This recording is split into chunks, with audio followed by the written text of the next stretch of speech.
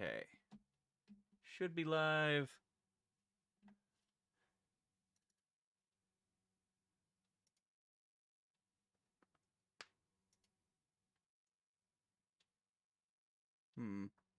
Oh no, we are live. But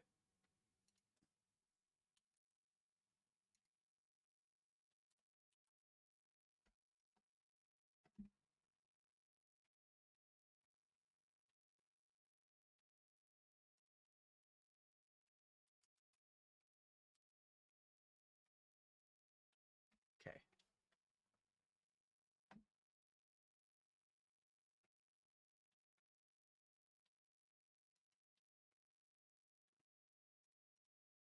What? You can't just laugh and not share it with the team. No, I won't allow it as your friend, which means technically I will allow it if you truly wish to.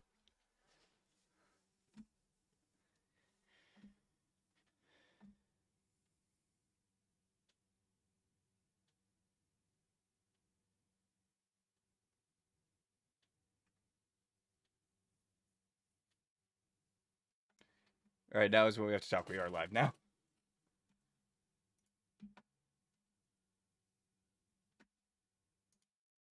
You don't believe what?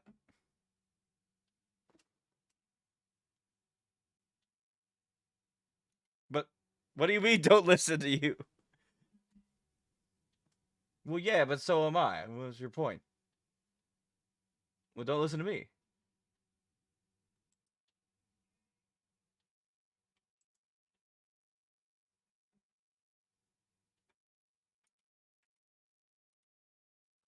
Okay, we don't actually.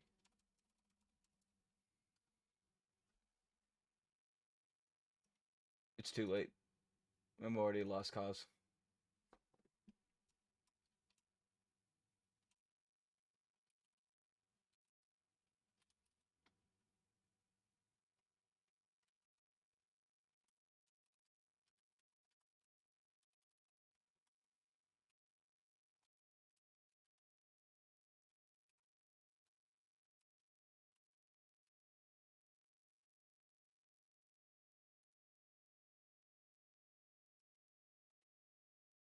All right. I've changed our hashtags for YouTube.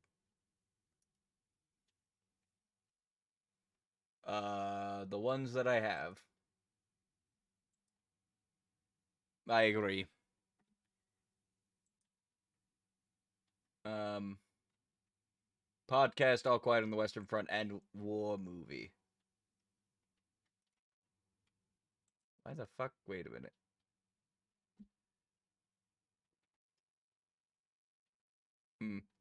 Need to edit that as well. Apparently, according to this, we're playing League of Legends. We have, well, some of us haven't.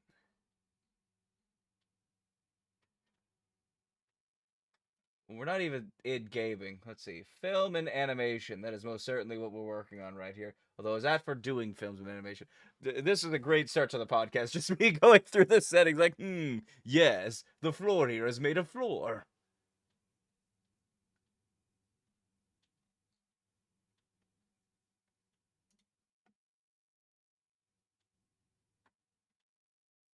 Alright, save. Now we...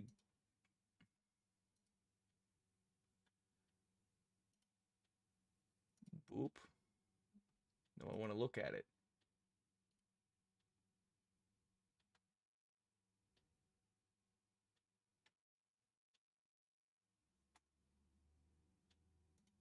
What?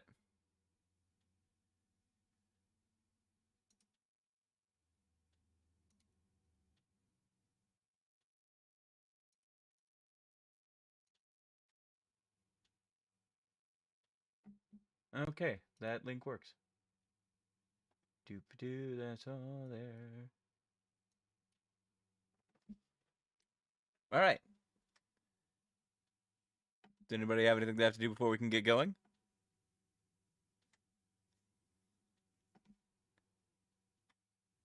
I mean, you can really eat whatever you want, just, like, Let us know and mute.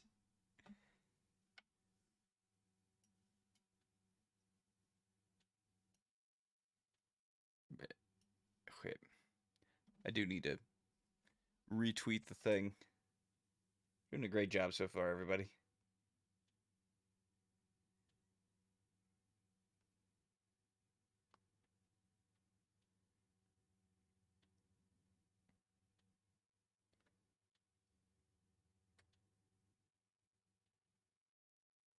What?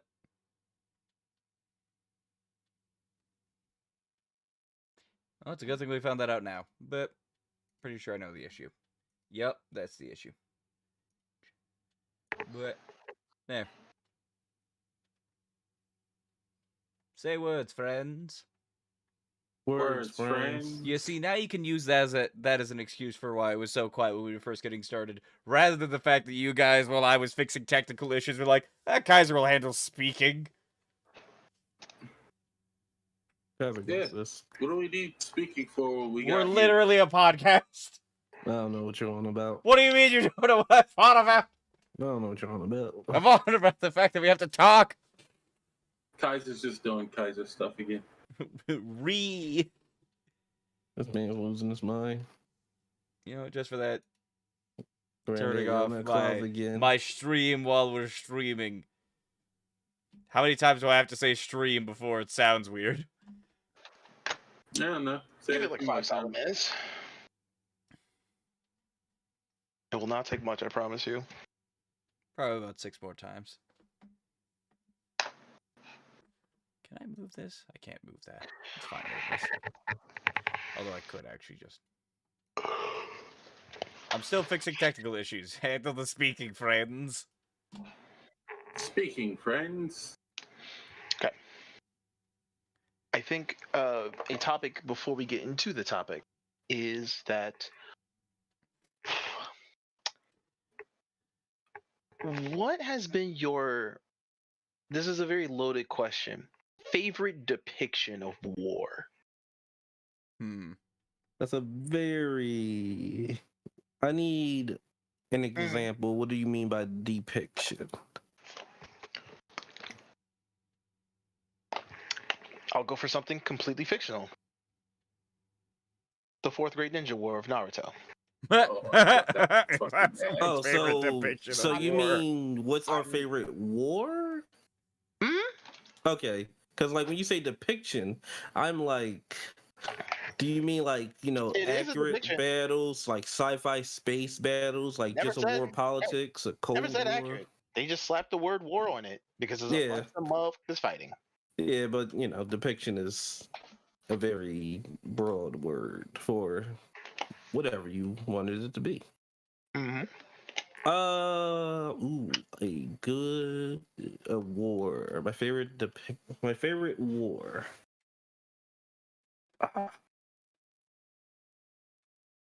Can we define favorite? Sure. The one you'd like to talk about as an answer to my question. I would like to answer last. A really...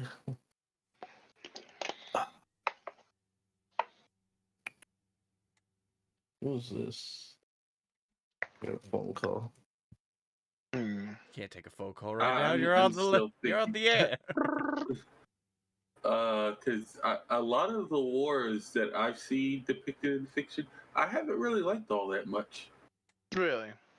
I thought the Fourth Great Ninja War was absolute ass. Like, I thought it betrayed everything the Naruto verse was about, story-wise. Not the fact that the war happened, just the events going on in the war, and the fact that a lot of things that was happening inside the war itself was like rehash of shit we had already seen. So I was not a huge fan. I see. I get what you mean. No, then, has there been a war that at least had a moment that you were like, this is memorable? Dare I say, I even like this? I gotta think for a second. Of course. What about you, Thomas? I have absolutely nothing. I have more general. The reason why I asked this question is because the war is one of those many things in our human history that we obviously learn about, we obviously know about. And for many of us, including one of the four of us in this call, had a very close chance of experiencing. Maybe even have experience. I'm not sure if you told us that story yet, though. One of the most fascinating things when it comes to a piece of media is how they depict aspects of life that the reader may not have any relation to or any uh, awareness of how it actually works. So when it comes to this whole war thing, the reason why I asked pretty much feels like that many wars kind of get lost in trying to tell a cohesive narrative with a large cast of characters. The fourth grade ninja war is a great example of that for the simplified reasons Roz already stated. There's a lot going on, and honestly, almost none of it's interesting until we get to a clear and definable sole bad guy that everyone teams up to beat their ass. And that's just normal anime at that point. That's no longer just war, it's just more of a hood jumping. Well, it's specific for the fourth grade ninja war. The problem was a lot of the moments, a lot of the fourth grade ninja war was dedicated to the side cast, the various characters we had met throughout the entirety of the series, and that should have been great. But the problem was a lot of the moments were not built up to. We didn't spend a significant amount of time with uh, a lot of the side characters that were there, and the ones that we did got very underwhelming content and fights and whatnot. And then the characters we wanted to see the most, we were the most hyped when they came back. Their fights and whatnot were just rehashes, or in the case of what happened with Tamari, who was built up to be this big badass Kunoichi who can handle herself. She just got they just got saved by Naruto. Like their fights got handled by the main character, and he just like he took all threat out of the war when he soloed the entire battlefield by making a bunch of shadow clones. It was ridiculous. 1v1 me on Rust. How about that? Yeah, they couldn't keep one up to give his son a cake. And then, like, I'm just gonna talk about this part because this part also annoyed me. Kakashi, in particular, got a rematch with Zabuza and Haku, and we thought we were going to get like him at full power, showing both of them the fucking work. Didn't get that. Then we like, oh, okay, they just went through this, so. Because at the end of their fight and whatnot, he just goes, the copy ninja's about to run wild. He's about to show off all 100 jutsus he apparently copied throughout his time being a ninja. Nope. All of that shit was off screen. Next time we saw him was like 50, 60 chapters later fighting Obito. And I was like, okay, yeah, this is fucking ass. This is booty butt cheeks. Booty butt cheeks. So yeah, part of what I was trying to get at there was as a piece of fiction, like learning about it in history, because the whole point is to just loosely tell you who are the main pushers and pullers, what happened, and who eventually died. But in a narrative context, that's not enough for an engaging piece of thing, because no one wants to go to school, essentially. And the main difficulty that that you see, in at least with these anime examples that I'm giving, Bleach has the same problem too, with all of the captains of the Soul Society versus the members of the Arankars at the time. Yeah. These large group fights that could be conflated to small or large scale wars, they're kind of just, it's the game of Risk, actually. You just have your little bodies of dudes and you're rolling dice just to see who. Oh, Thomas died. We lost him, Jim. R.I.P. He'll be missed. Maurice, have you Damn, had an example? Lost now. You had an example, Maurice, didn't you? No, I need an example. What do so I could understand what the word depiction was. But now I understand it, so I'm thinking of my favorite. It's a shame I died in that way. It didn't even give me any notifications. It was crazy. Unfortunately, I can close this laptop, see if I can save myself some bandwidth. Hard work today. You old piece of technology. Depiction. To keep it in the anime example and something that we're all a little familiar with, it's not a war in the sense that it's just a big fight between two admittedly very large groups, but the entirety of My Heroes Association versus the Paranormal Liberation Front, the raid on their main headquarters, or I should say main retreat, and then the Shinjuku Hospital, I believe the name of it's called. Yeah. I feel like that a lot of that was handled very well. Namely with the part that I was trying to bring up with the purposes of my question. In order to make that sort of entertaining, they describe we were pretty much given this entire event with 3-ish main locations. The woods just outside the encampment, what happened inside the complex with Hawks and Twice, and then notably the hospital on the other side of the front.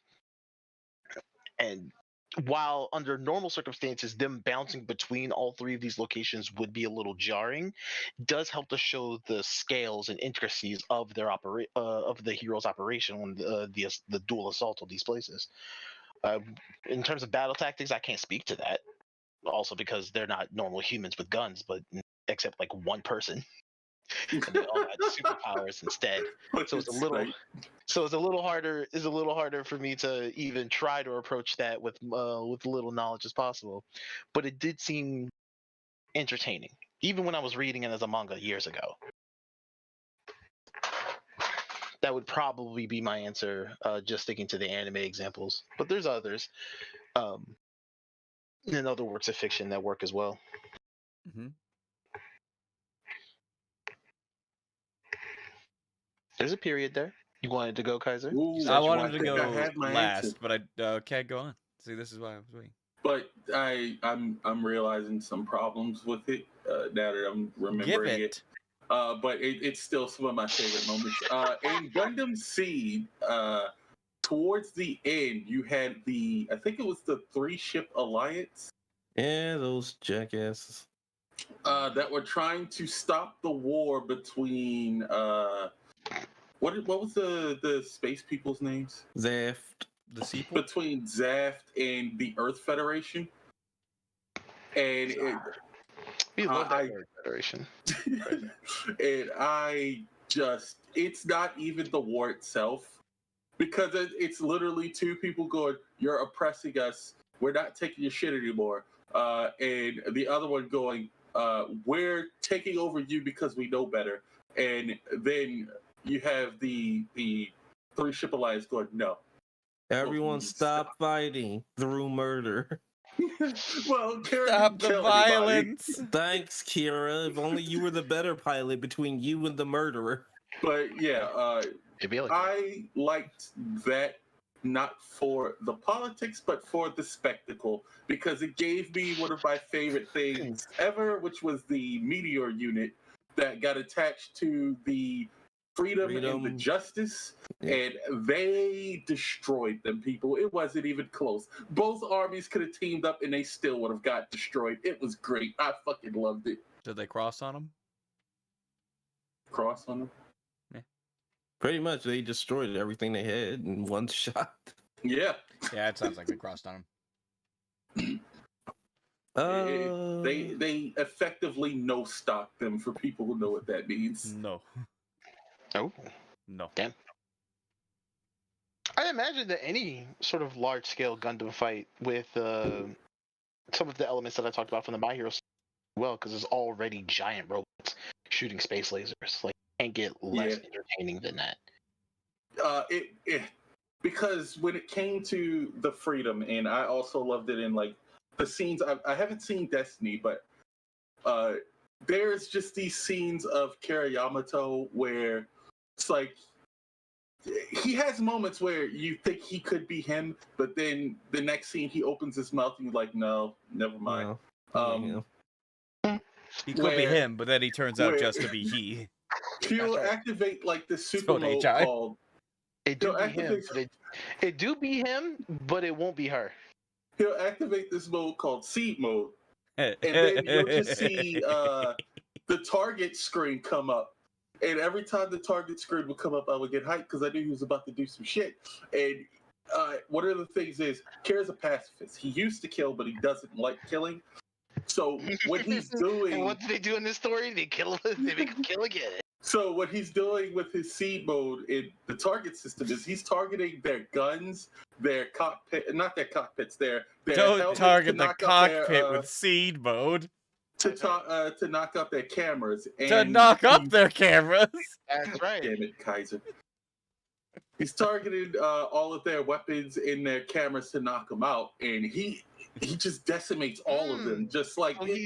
So he's he's blowing their backs out, laying them out. The competition, good. Yes, he's fucking them into oblivion. He is disabling them. We're still on YouTube. We haven't said anything. We're marked as not for kids. That does not change anything. We haven't said anything explicit. We're somebody's child. Well, you guys implied you stop. What are you doing? We're on YouTube, Ross. So you started. So what do you mean? I giggled. The very important operative question for you, dog. Who named it the seed mode? I don't know. Like the writer. That's not the writer. No. That's not a good answer. I agree with that. The Japanese, just like Americans, think certain words that we have are cool, and I think somebody thought seed was cool because that's not the first time I've seen it used. But I think it's because it means something. I will never forgive the Japanese.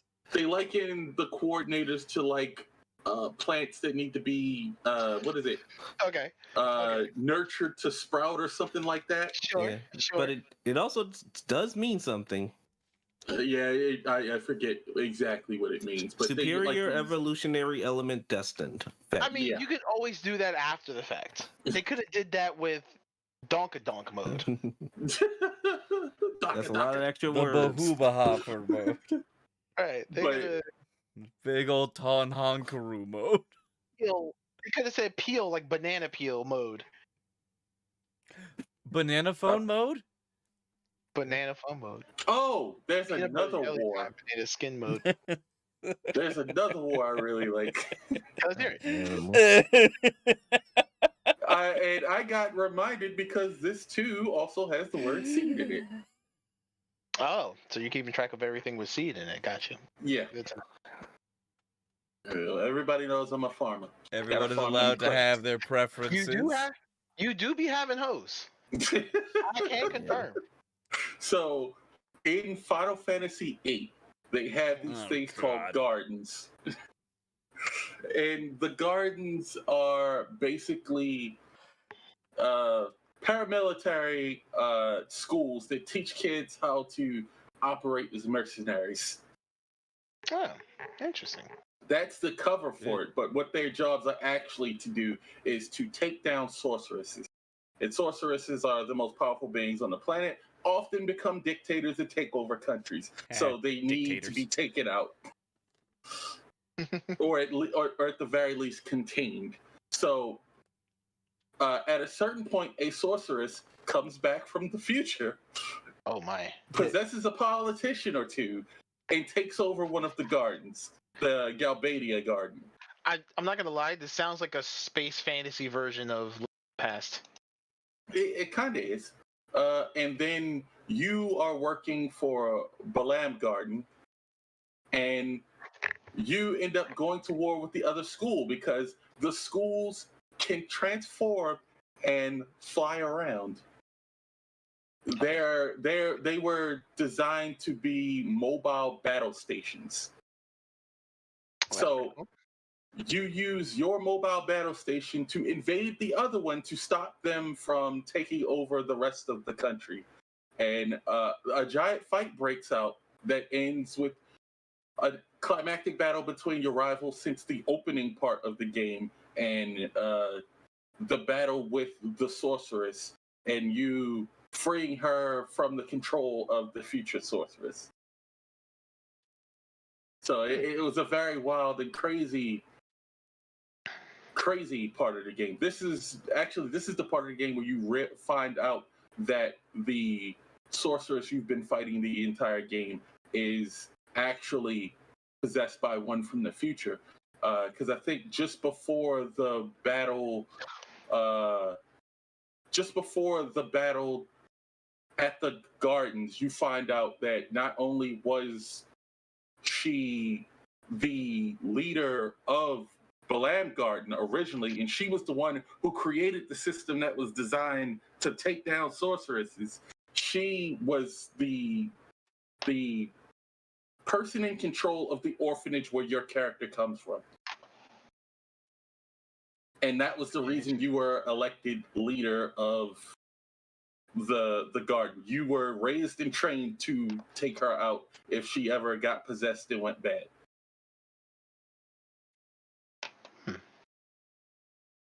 It was a very wild ride. It gets a little time travel-y craziness after that. It makes sense. I mean, this is Final Fantasy. Almost nothing is off the table. It seems to be more of a trope of Japanese writing, because you see that a lot everywhere. You see it in like Kamen Rider, Super Sentai, their TV shows. Even Garo has some crazy stuff to it. Yeah. But yeah, those are some of my favorite war stuff. I'm not even going to talk about the war stuff 14 because that's enough. Maurice. It's been a while. Because Roz brought up Gundam, and I don't feel like bringing up a different Gundam. Are you going to talk about Gundam. Iron-Blooded Orphans? No, that was one of them in my head, but I was like, their war is barely a full-on war. It's just battles between military companies at that point. But like a double up? Yeah, kind of like double up. So I'm going to go with a different war. I'm going to go with 1812. a war of... Hello, Mercy. She just jumped over me. Oh no! The Hello Mercy War. I'm gonna go with the Avengers versus the X-Men.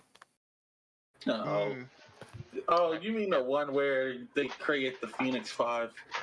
Yes. Because the Phoenix Force returned. Blah blah blah blah blah. So that war. Now the reason I like it is because not only does it bring into the politics of, hey, could you leave the X-Men alone? No, but it's also not minding. It's also for the heroes of, once again, you're literally sticking your nose into someone else's business, which is another group of heroes. The Phoenix Force is coming back, and they're like, oh man, it's coming back, and they already know who it's going for. It's going for the next host of the Phoenix, Hope Summers, which, I want to stop that too. She's already terrible. But we can't just let her keep getting away with this. So the Avengers are like, X-Men, we shall deal with the Phoenix. And the X-Men are like, fuck off. But Captain America didn't take that well, since these damn muties keep talking to him. That's right.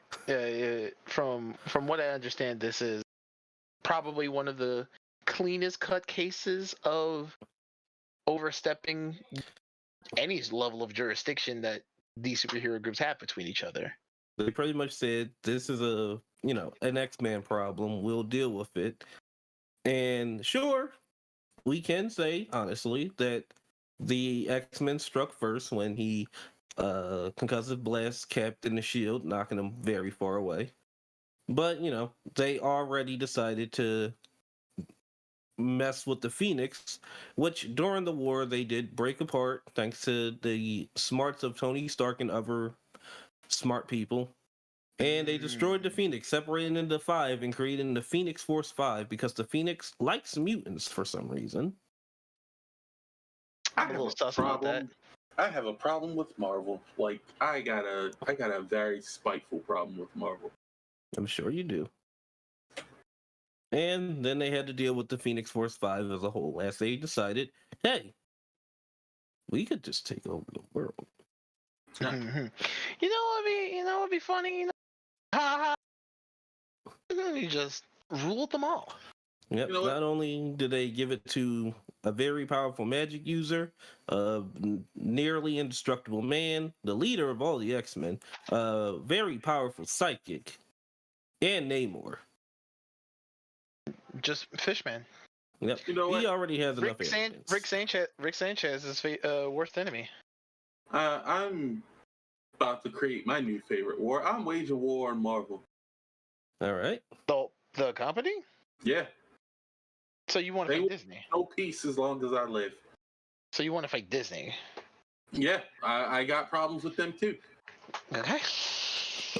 But my problem with Marvel started with Jean Grey and the Phoenix Force because I don't even. I think I've even talked about it on stream with you guys before, but that happened so long ago. I am coming back for the smoke because how are you going to make a cosmic entity in the form of the Phoenix Force the culmination of all life that ever and will exist? Right. Not only do you consistently make it evil, but you make the plot of each story that it's in to kill it. You're trying to destroy all life that ever is and ever will exist. Correct. And you make that the just option. Yep. Because it's evil. That's right. Or it keeps going evil. That's right. Yeah, like, here's the thing. The Phoenix Force isn't evil. It's a force of nature. It's the people who he keeps inhabiting. These people go evil for no apparent reason other than power. But would It's Jimmy like- Cricket agree with you? I would hope so. Yeah, the Phoenix Force doesn't do anything but You know what? give you power. You're the I one think- using it. I think Jiminy Cricket's tired of that shit too, so he might join us. You're Oh, no. evil. You're evil. Why would it take you so long? You're a terrible monster. I'm Just sorry. the I look. love that scene. also It's just so the fucking also just his funny. look, just a smirk when he's just like, "You're a monster." And What Just took you figuring so that out. long? Oh, what took you so long? All right, Kaiser, it's your turn. Is it finally my turn? Yep, what's your war? I do have two answers, actually. Okay. So the first one, I really like the way that the Lord of the Rings did their Yep. wars in the movies, There it actually. is. Saw that coming. First three, Yep. not so Is it- much the Battle of the Five Armies stuff that was happening in The Hobbit, because that shit was stupid. Why the fuck were they all the way up on that fucking mountaintop to fight? I don't even know what was happening.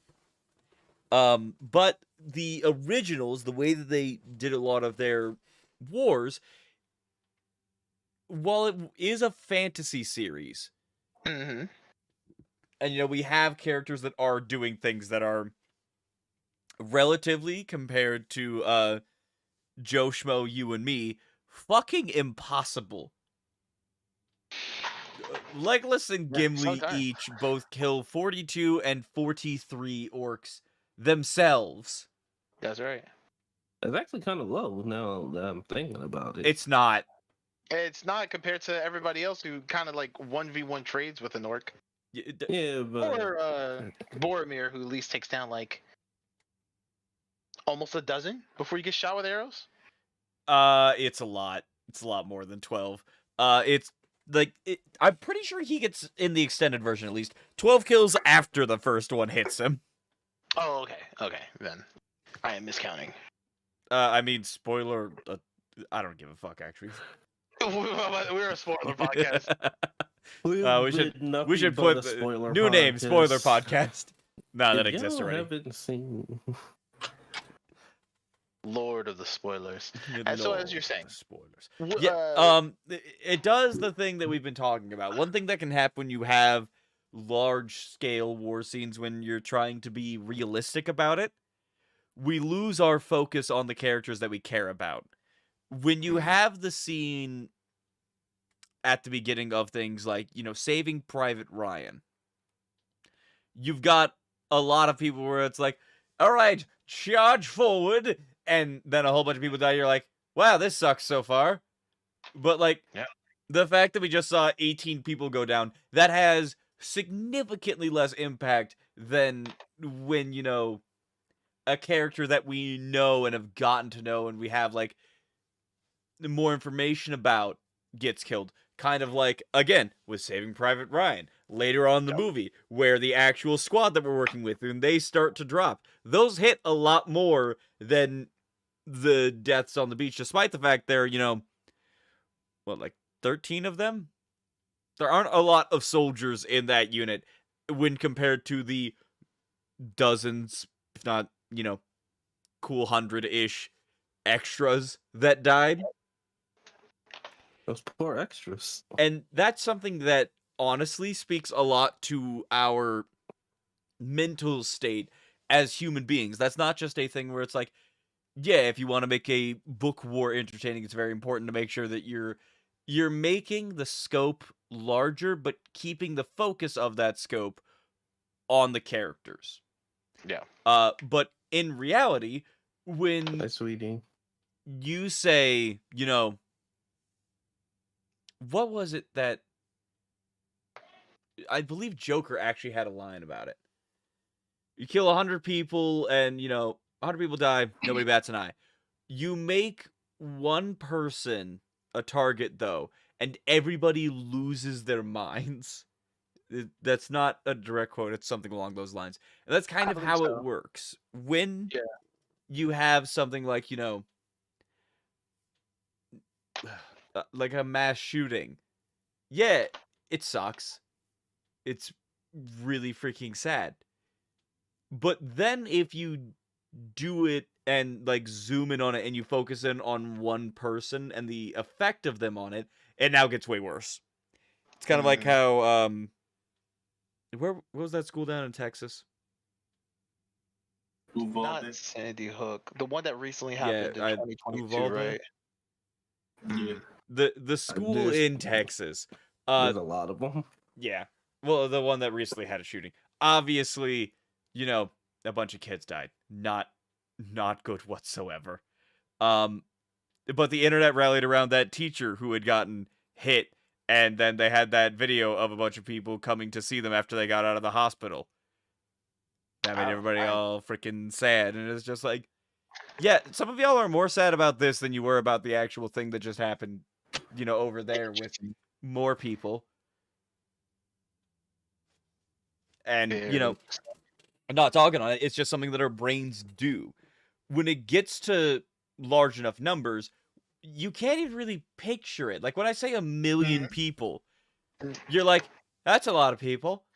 It's even like many social media people talk about this all the time with the concept of being a content creator online. Even 1,000 people, while it's a small number in the grander scheme of things in our modern day, if you were a YouTuber back in 2005, 1,000 people seemed like a lot because it is a lot of people. Mm-hmm. Can't even imagine 1,000 people in a room without feeling like you're probably going to have a claustrophobic anxiety attack for those who are privy to that kind of thing. It's a lot of people. I have 100,000 followers. There's only 150 of you in this room. And boy, is this room cramped. So I'm glad not all 10,000 of you showed up. Because I don't know what we do. I do have a second war, but you also had a second one, right, Kaiser? Yes, I did have a second one. Did you have another one to go over, though? I that's right. did, but you do yours and come back to me. No.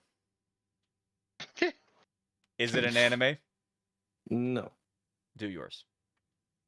So my second word that I really liked was liked is a weird word, but you know, since it was a media for entertainment, it was entertaining.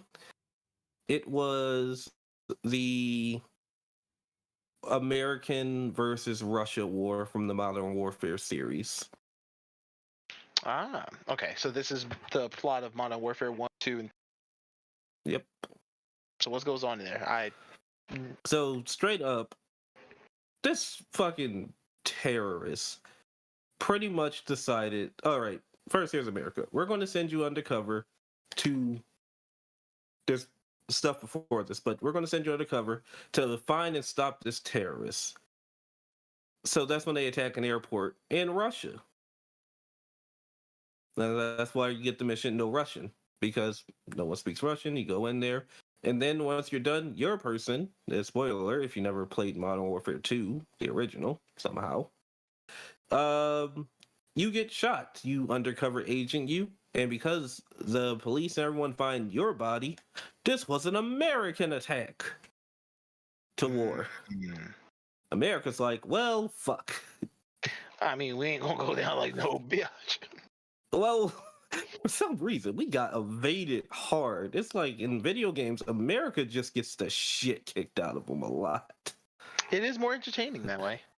Yeah, but so much happened in there. Since you're playing characters who are doing some of the main things, they give you a moment to be pulled back, and you just straight up get to be a foot soldier in one of them, where you get the Ramirez do everything joke from. Because I'm like, I shouldn't know how to work a javelin, but I do. And it is a big war on the actual home front. You get to, I think one of them actually takes place in Pennsylvania. So it's like, oh, I'm like a ride around the corner. Oh no. This could happen to me. And it was fun to be to play it. And it was a fun story to watch, even when they launched a nuke and exploded over the USA, and it just, you had to play in a whole blackout. That part was crazy. Right. That's interesting. Yeah, it was a right amount of somewhat realism with just fucking goofiness.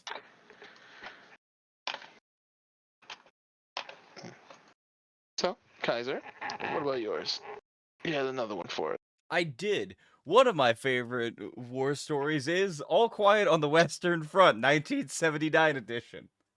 Boo. Let's talk about it. Let's talk about it. So, we as WAMM decided that we were going to take this week to talk about the 2022 All Quiet on the Western Front due to its, to me, surprisingly good performance at the Oscars. I did not expect it. Honestly, I wasn't expecting it to go up for anything, but it won several Oscars. It was a lot of Oscar bait in that movie. What was the particular awards that it won?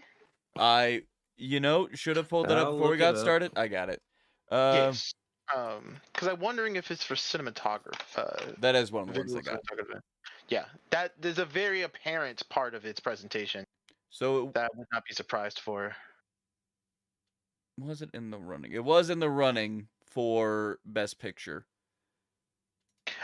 It was in the running for a lot of things. I'm gonna be real with you. So it won Best International Feature Film. Great. I will make a note for the grander internet and for my friends here. I actually don't know what Best Picture means, because like Best Movie. I mean they're all. That's a fucking lie. That's a tall order. The Best Picture is just the best movie of the year. That's a tall movie of the year. It's the game of the year, but in movie form. Anyway, it also won Best Original Score. Ooh, okay, nice. That also makes sense. I think Maurice may have something to say about that one. Best Cinematography. I mean, I can see why. Just felt wrong for this movie. Best Production Design. Yeah. Mm-hmm. Even though they didn't have the pointy hats. And that is all that I found on my quick little search. I don't know what Everything Everywhere at Once all at once is, but it looked weird, so I don't know. It is a Korean film with multiversal things. I think the main character has clairvoyance or something. It's apparently very good, and it may be one that we need to check out. I don't trust anything the Oscars say is good. It is. Oh no, hold on. That one I did hear was good from people who... It received near constant praise ever since it came out in the theaters, around the same time as Multiverse of Madness. So we had an immediate thing to compare it to, and we were like, yeah, it's better. Well, yeah, but also I'm not watching Multiverse of Madness. Don't worry, I have. So I will fun. I've take seen charge. it. It was I'll take fun. point. I Multiverse of Madness is fun, sure. but that means that everything everywhere all at once is better. Sure, I don't believe it. We're not here to talk about that right now, though. Is this the Mhm. reason why Way Denzel behind the doesn't get an scenes. Oscar? Because something else is better than everything. Mhm. Bullshit. Denzel deserves a lot of Oscars. But first, we have to talk about the direct comparison that I had for it, and we had heard there were some changes made, and we decided to watch as well. We started off our watch by taking the time to, for me, rewatch, and for my lovely fellows here, to watch for the first time All Quiet on the Western Front, the 1979 version. Could we have gone back to the All Quiet on the Western Front that was shot in the 1930s? Yes. Did I we? would have killed No. myself during it. We're not doing that. Like, That's homework. first of all, we decided this like late last week, so we didn't exactly have enough time to watch 3 movies. Some of us have jobs. But also, how to put this? I'm all good with watching old movies. When you get beyond 1950, though, I'm kind of sitting there like, yeah, no. I'll watch it. Listen, sometimes they are products of their time. I love Even old Sometimes movies. they are products of time. I hate the film grain. I love it. I think there are a lot of shots that, like, I believe that overall cinematography has gotten much better. Yes, I would hope so. It's been Um, over almost 100+ years. Listen, shit, we were flying in sometimes- the sky with Iron Man. Can't do that in the past anymore. That don't look right. That's CGI. I'm talking about the actual camera angles on people, which they could have done just as well, if not better than today. But they didn't. They had ideas and they were working on it, as is expected. But some of those cinematography choices just, I'm not a fan of it. Maybe it's an age thing. But, Baby. yes, in comparison to you. Infant. To get back into it, though, we did start off with the 1979 version, and as much as I love the movie, I refrained from asking you guys a lot about how you felt about it, so that I could ask that question here and now. How did you guys feel about the 1979 All Quiet on the Western Front? What'd you think? What'd you think of Paul Baumer and the friends? That was a mistake. I forget things easily. So, my experience with it, and I'll bury the lead now. There are some parts of this 2022 version that I like more. It was able to keep my engagement because there was a lot of scenes in our 1979 version that is what is the word I'm looking for? A revolving door of scenes. We hop from scene to scene to scene. Most of them are with the classical witty carry banter that we come to expect with this time period and this sort of script writing. But it was admittedly very hard for me to stay focused in the first half of the movie before a little bit during the end of their training and pretty much when they got deployed, everything I was able to keep up with. But a lot of the beginning is a little bit of a blur. I'm kind of on the flip side, actually. For some reason, the older one kept my focus a lot more than the newer one. It was probably because we went from scene to scene to scene, introducing more characters, getting more time with them, watching them hang out, be friends. Go through basic training, just like so much happened in like short amount of time, which let me connect with the characters a lot more versus the new one where we have Paul. Do have Paul. If Paul was a representation of our emotional stability, Paul's there the whole time. He's our rock. We have an emotional support Paul. We all should. Well, technically, we all have an emotional support cat, even Paul. So, how about you, Ross? How was your experience with it, with both movies? I did tend to like the older movie more because the characters were more memorable, and there was a lot more to ground you during the depressing time, and there wasn't as much, penny sniffing. But Yeah. I thought I on don't think that was underwear. I think it was a scarf. it was still weird to me. Yes. But when it came to spectacle, of course, the newer movie did it better. So during the actual war scenes, the new one was a lot more attention grabbing, but I don't Yes. think it had as much heart as the older one. Also, the newer one didn't have laser noises. Yeah, and that weird boom. Sound design things.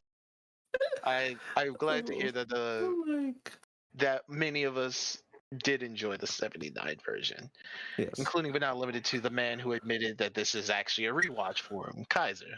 Tell us a little bit more about your experience with this pair of movies. He's not back yet. Oh, he died? Well, that's exactly what happens. All quiet on. It's Oh, all thank you for Kaiser on the coming, Kaiser front. Yeah, thank you for coming, everybody. It was great having you. I will also mention, like, I feel like the newer one could have took some pages out of the older one Mhm. because I'm not happy with the change at the end. Oh, the way he died. Yes.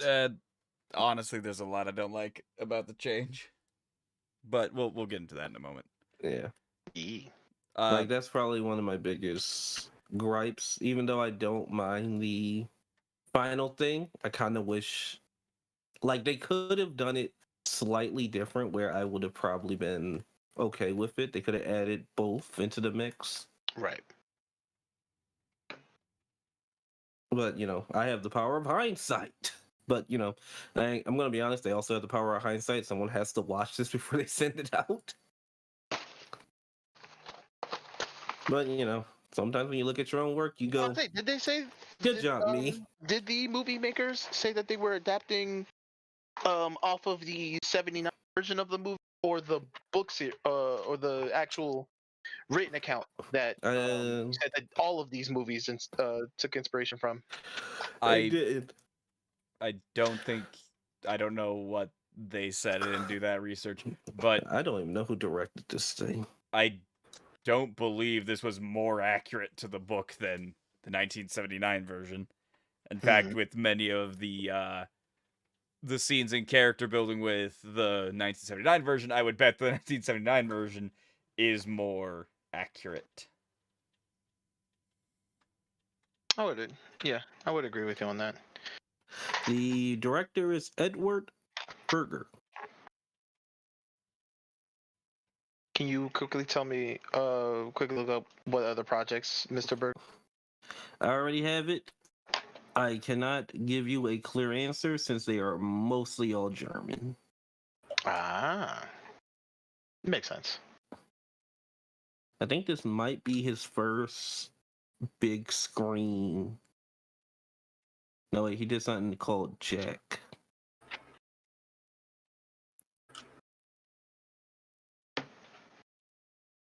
Yeah. Not gonna lie to you, in the 2022 version, about halfway through, I was kind of like, You They cut off look- again? no, I was finishing the sentence. They look like they're saying the English sentence, but I know they're not. Yeah, it got- apparently. And it was very jarring. Apparently, this is. These are German films. Yeah. The original movie... Quiet on the Western Front 2022 is in German. Yeah. We watched a dub, and it wasn't terrible, but it has the same issue that all, film dubs Dubbing, have, yeah. where it was kind of uncanny valley with the way they were talking. Yeah, could definitely tell it was dubbed. If we couldn't, that would have been really impressive. That would have been. Or it would have Absolutely. made us appear very dumb. I'm gonna be honest. Ignorant. I was kind of dumb, but to be fair, as I said, this was the least engaging one. So my brain had me looking away a lot more. Did we? Should I give a quick synopsis of the steps for the 1979 version? Yeah. All right. So essentially, we're not going to go into a very like in-depth review of the 1979 version. We're doing this more as a comparison and more of a review of the 2022 version. So I will keep this relatively brief. The movie is about essentially a character named Paul Baumer and his classmates who are young students who graduate in, I believe, correct me if I'm wrong, 1916. 1917. I thought that was when they were in combat. That's when he enlisted in 1917, which is the same year he graduated. Okay. I see. So, is that for both of them or that just for the 2022 version? I'll do a quick look, but I believe it's for both of them. All right. Assuming that that is what it is for both of them. Graduated in 1917, and during that time, obviously World War I, it's not in full swing, but is most certainly still in swing. And there are, it's not exactly coming towards the end. I apologize. I am the historian here of us, and I can't remember when we joined the First World War. U.S. entered World War I, April 4th, 1917. So they're working on getting there at this point. But with that, neither the German nor the British news programs were engaging in any kind of reporting that is similar to what we have today. It's not like they had reporters on the ground out in the field who were, going, look at all of the shelling and the gas and the shots and the blah, and pointing out the fact that the 1979 one, he enlisted in 1915. See, so there's one change for you right there. In the 1979 version, they enlisted in 1915, and they did so because of the fact that there was a whole lot of, I'm gonna use a term that my cohorts use here a lot. They were talking a lot of rah-rah shit.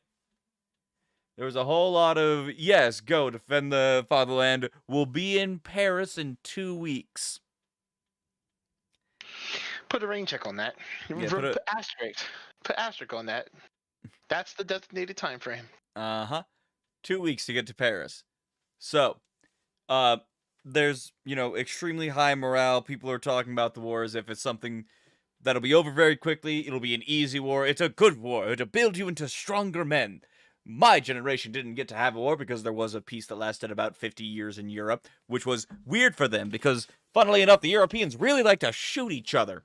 Or they did. How nice that your generation didn't have to kill each other. Yeah. I wish we had that luxury. But when it comes down to it, World War One, no, it does. It drastically changes. I was trying to just not say that. Well, here's the thing. That's such a false statement that it hurts me. War never changes. Except when it does, a lot. Thanks, Ron Perlman. Ron Perlman, I'm sorry. You have spoken one of the most false lines in history. You do great with the UFC promos, though. And they stopped him from saying it in Fallout 4. I'll never forgive him. Well, thank God, because it's a really false statement. Can I continue now, please? No. I don't think you will. You insult me, I insult you. I'm not insulting you. You didn't write it. You don't know me. Did you write it, Maurice? Yes. You're lying to me. Time travel hasn't been invented yet, you'll see. If you believe the Silk Road theory, then you wouldn't be able to travel back in time beyond the point where it was invented. I don't. Just take the machine with you, forehead. As you were saying. Yes. As I was saying, thank you for allowing me to continue now. Mm. They do not know what it's like on the front lines, despite the fact that the war has essentially already come to a standstill by that point in 1915.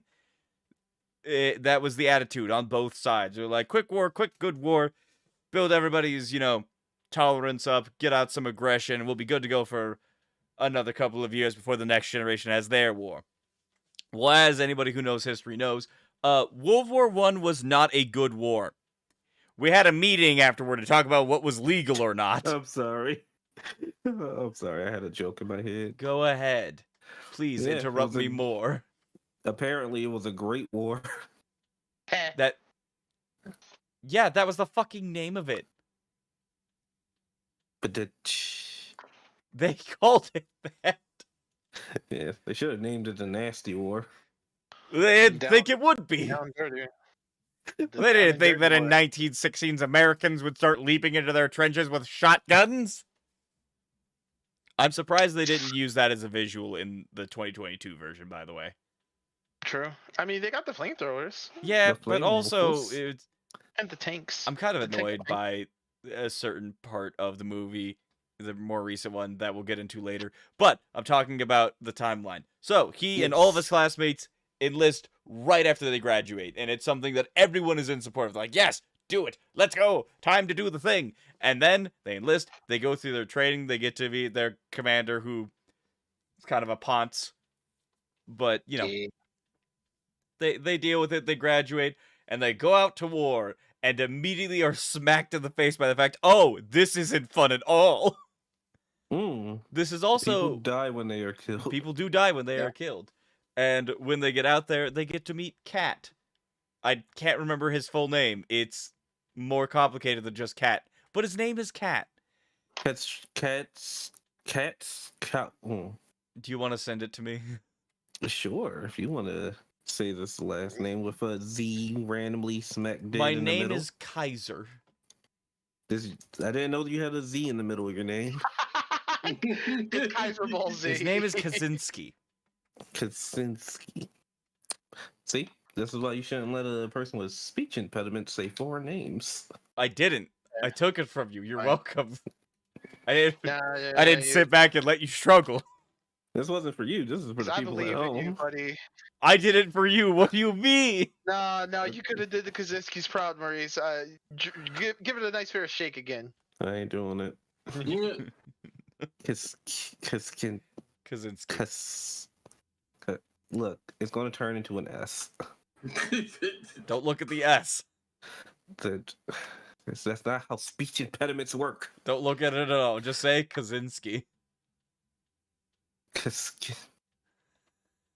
All right, we're done with this. You're being mean to my husband. We're moving on.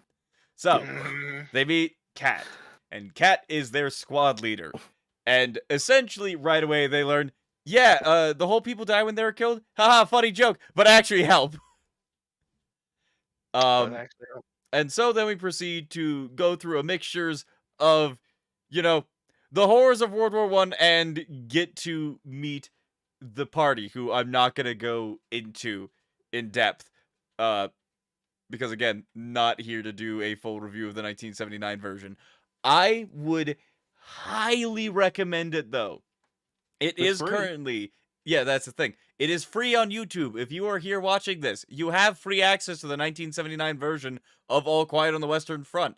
And visuals and animation, well, not animation, but, practical effects-wise, it's not bad. It's got a couple of things that could be better, but they're definitely not bad. If it bugs you, just to warn you, the guns don't, have any flashing. You just have they make the gun sound, and you imagine the flash. They also make laser noises. Pew. Yes, the machine guns do in fact make laser gun noises. Patrick, now here comes the giant.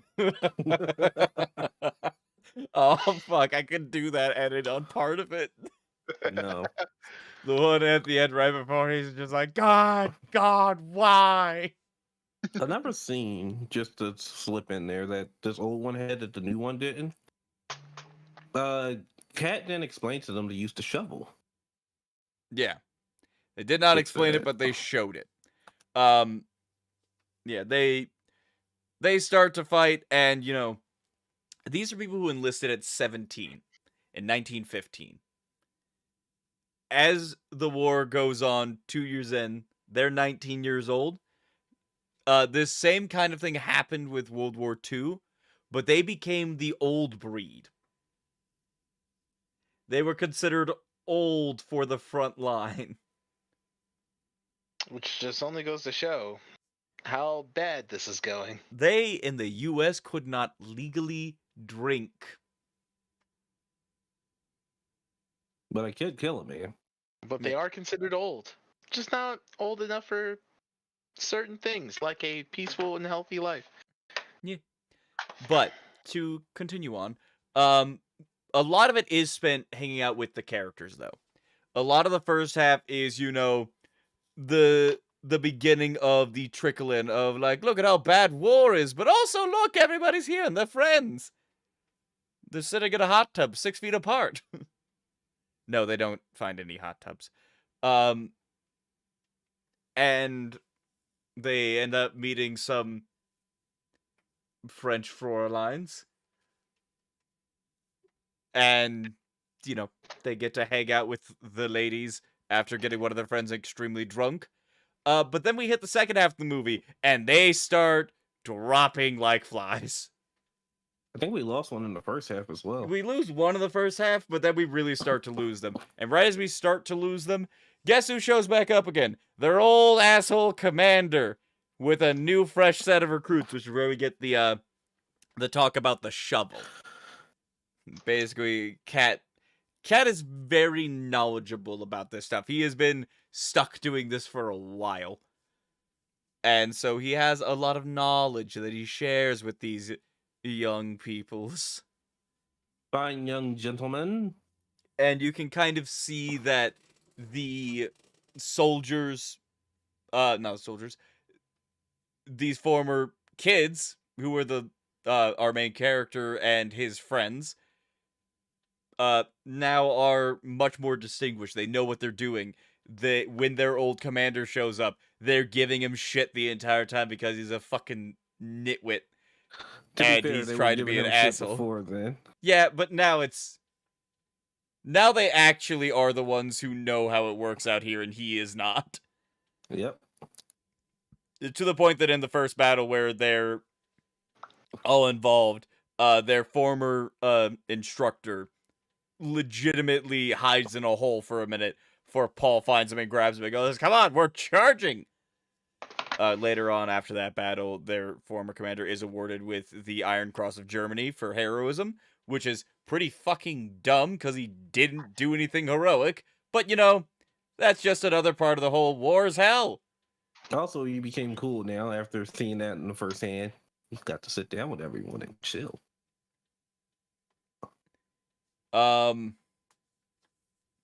Afterwards,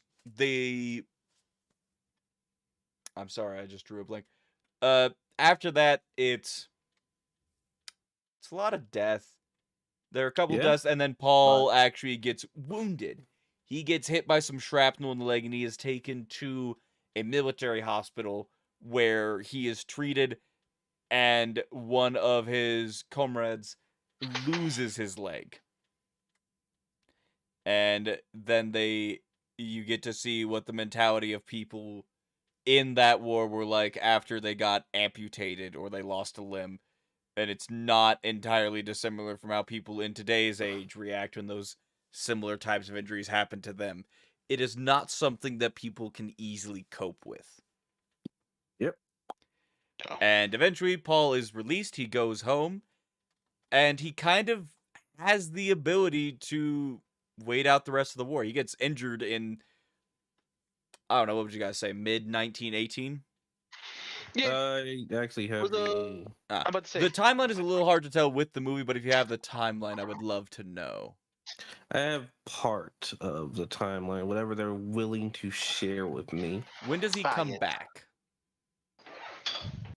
Paul's return is not stated, but I can say that it ends in 1918. Like the movie ends in 1918? Yeah. Yeah. That's when The war All Quiet ends. on the Western So- Front telegram is from what? October 18th? That's right. October So 11th. October We 11th. 1 month before the armistice is where Paul dies in the 1979 version. so then we know that he enlisted in 1915, yep. We'll cut the difference and say that this is either 1916 or early. No. This is definitely late. This is Hmm. probably in 1918. Like, when is he You're thinking wounded? Yeah, that we it's can- early 1918 then? They don't give me any dates between when it starts and when it ends. Yeah. Actually, So we yeah, can say hold it's on. early 1918. Yeah, Early to you're mid right, you're right, 1918. You're right. But, he comes back and everyone's really happy to see him because, hey, a friend came back. He absolutely could have not returned. And I'm sure none of them would have judged him harshly for doing so. But he states in a letter to his mother, who he told he would be staying, that he can't bring himself to do it. Which, once again, as someone who spent time in the military, that is a very common sentiment of not just, World War I, but even today's wars. Yep. This place is no longer their home. Out there is their It home is. with their brothers. Mm-hmm. He comes back, and then one by one, the remainder of, well, not even one by one, at one point it's two, two end up going down. It ends up being left with just Paul and Kat. Even Hamilsalt died. Even Hammerstart died. Then, after getting some supplies on their way back to their unit, there are some mortars that wound Kat, and so Paul has to carry Kat all the way back to the campment, and by the time he gets there after a short stop where they talk about doing something after everything is over, he gets to the hospital, lays him down, calls for help, and the doctor informs him, could have saved yourself the trouble. He's stone cold dead. Didn't make it back to the medic. Big sad. Big sad. But yeah, then Paul goes back out to the front line, and with Kat gone, he is now the most senior person of his unit. And so he's the commander. But as they're sitting there on a quiet day in October 1918, Paul, actually for probably the first time in a while, hears a bird. And as he did in the beginning when he was in class, he gets distracted, pulls out a notebook, begins to sketch the bird, stands up just a bit too high, and takes a rifle round to the dome. And the movie ends with the telegram to German command for that day of all quiet on the Western Front. Which I think is a very powerful thing to do for this, because of the fact it is intended to show, hey, someone died, and someone that we know and care about, but in comparison to what everything else that was going on in that war, a single death was considered all quiet. Nothing happened today. Yeah, I feel like the 2022 version kind of loses that message. The 2022 definitely has a different message that it wants to do with its ending, especially with the timing of Paul's death. This one is a month before the armistice. Paul's death in the 2022 version was mere seconds before the armistice. Might have even happened after the armistice. No. No, because Well, he was still alive. after the ne'er-do-well, stabs him and flees stage left because I've done my job. Yeah. That Paul's like, that scene "Damn." was stupid. I hate it. I do as stupid as it is, I really do like it. I'm sure you do. I hate it. It's not. What's the opposite of a Deus Ex Machina? Deus Ex Diablo? Diablo? Deus It's Ex just- Diablo. I don't know if it has a name, but I would like to put forward a vote to say that it is now a Deus Ex Diablo. It was just the worst thing that could possibly happen mere moments before the all clear. where the plot comes in to say, no, fuck you. You don't get to have an happy ending. Thanks, jackass. So, yeah. So, in all honesty, I would like to do the same synopsis again in that same way, in that same format, but for the 2022 version. And I would like you all to stop me if you feel like I missed something. Sure. All right, so opening of the movie. They just graduated.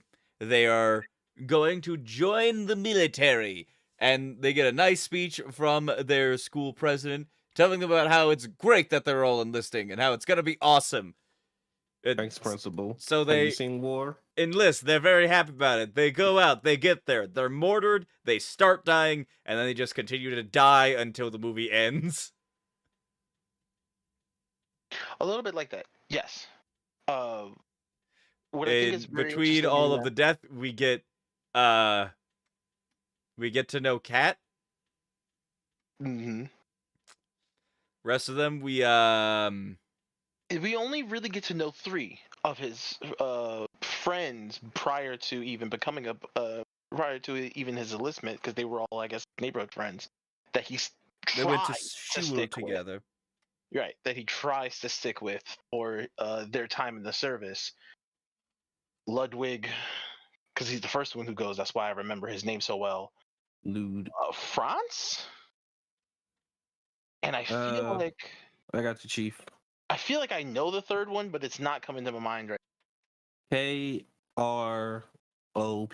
Albert Kropp. Kropp. Yes, Albert Kropp. So with a much smaller cast this time. Well, it's the same size cast. They're all there. Like, True. If you have seen the 1970... I don't want to say that this movie assumes that you have seen the 1979 version, but honestly, it feels like it relies on you having seen the 1979 version. No, it does build itself. It does build itself either with the idea that you've seen this before and you know these characters, so you don't. So they decided to cut that to focus on other aspects of the movie, or for their purposes of what they depict war as for the 2022 version, they're not telling you too much about these people. I call it the Full Metal Alchemist Brotherhood. In this case, you think Brotherhood played on the idea that you watched the original? No, it 100% played on the idea that you watched the original. Yeah. That's why they sped through the first half. They did not over everything from the original so fast. It's like, yeah, you've seen this already. Let's just. They had absolutely no training scene. They just went out there. I remember that. Yep. They had. Thank you for in the case of the Full Metals, I haven't seen those in almost a decade and a half. So it's all blurred together. At the first, anytime you tell me about something that is Brotherhood version, I'm like, didn't it happen in the original? And it didn't. See, it did its job. It made you only remember the first half of Full Metal Alchemist and the last half of Brotherhood. Yeah, so good on them. Glad they got that before we're bashing this this movie for doing I wouldn't describe it as bashing, but it had a lot to... I'll be honest. The All Quiet on the Western Front, the 1979 version, is as sad as it is. It's one of my top movies. I think the film is amazing. I think the character work is unquestionably good. It's a lot. It's a lot of emotions, and I think it's very much worth the watch if you have not already seen it. And there are things about the 2022 version that upset me. And one of those things is the fact that they remove may be considered a harsh way to put it by some people, but that's what they did. They removed a lot of the character work. They went, meh, and it was like, a lot of people don't.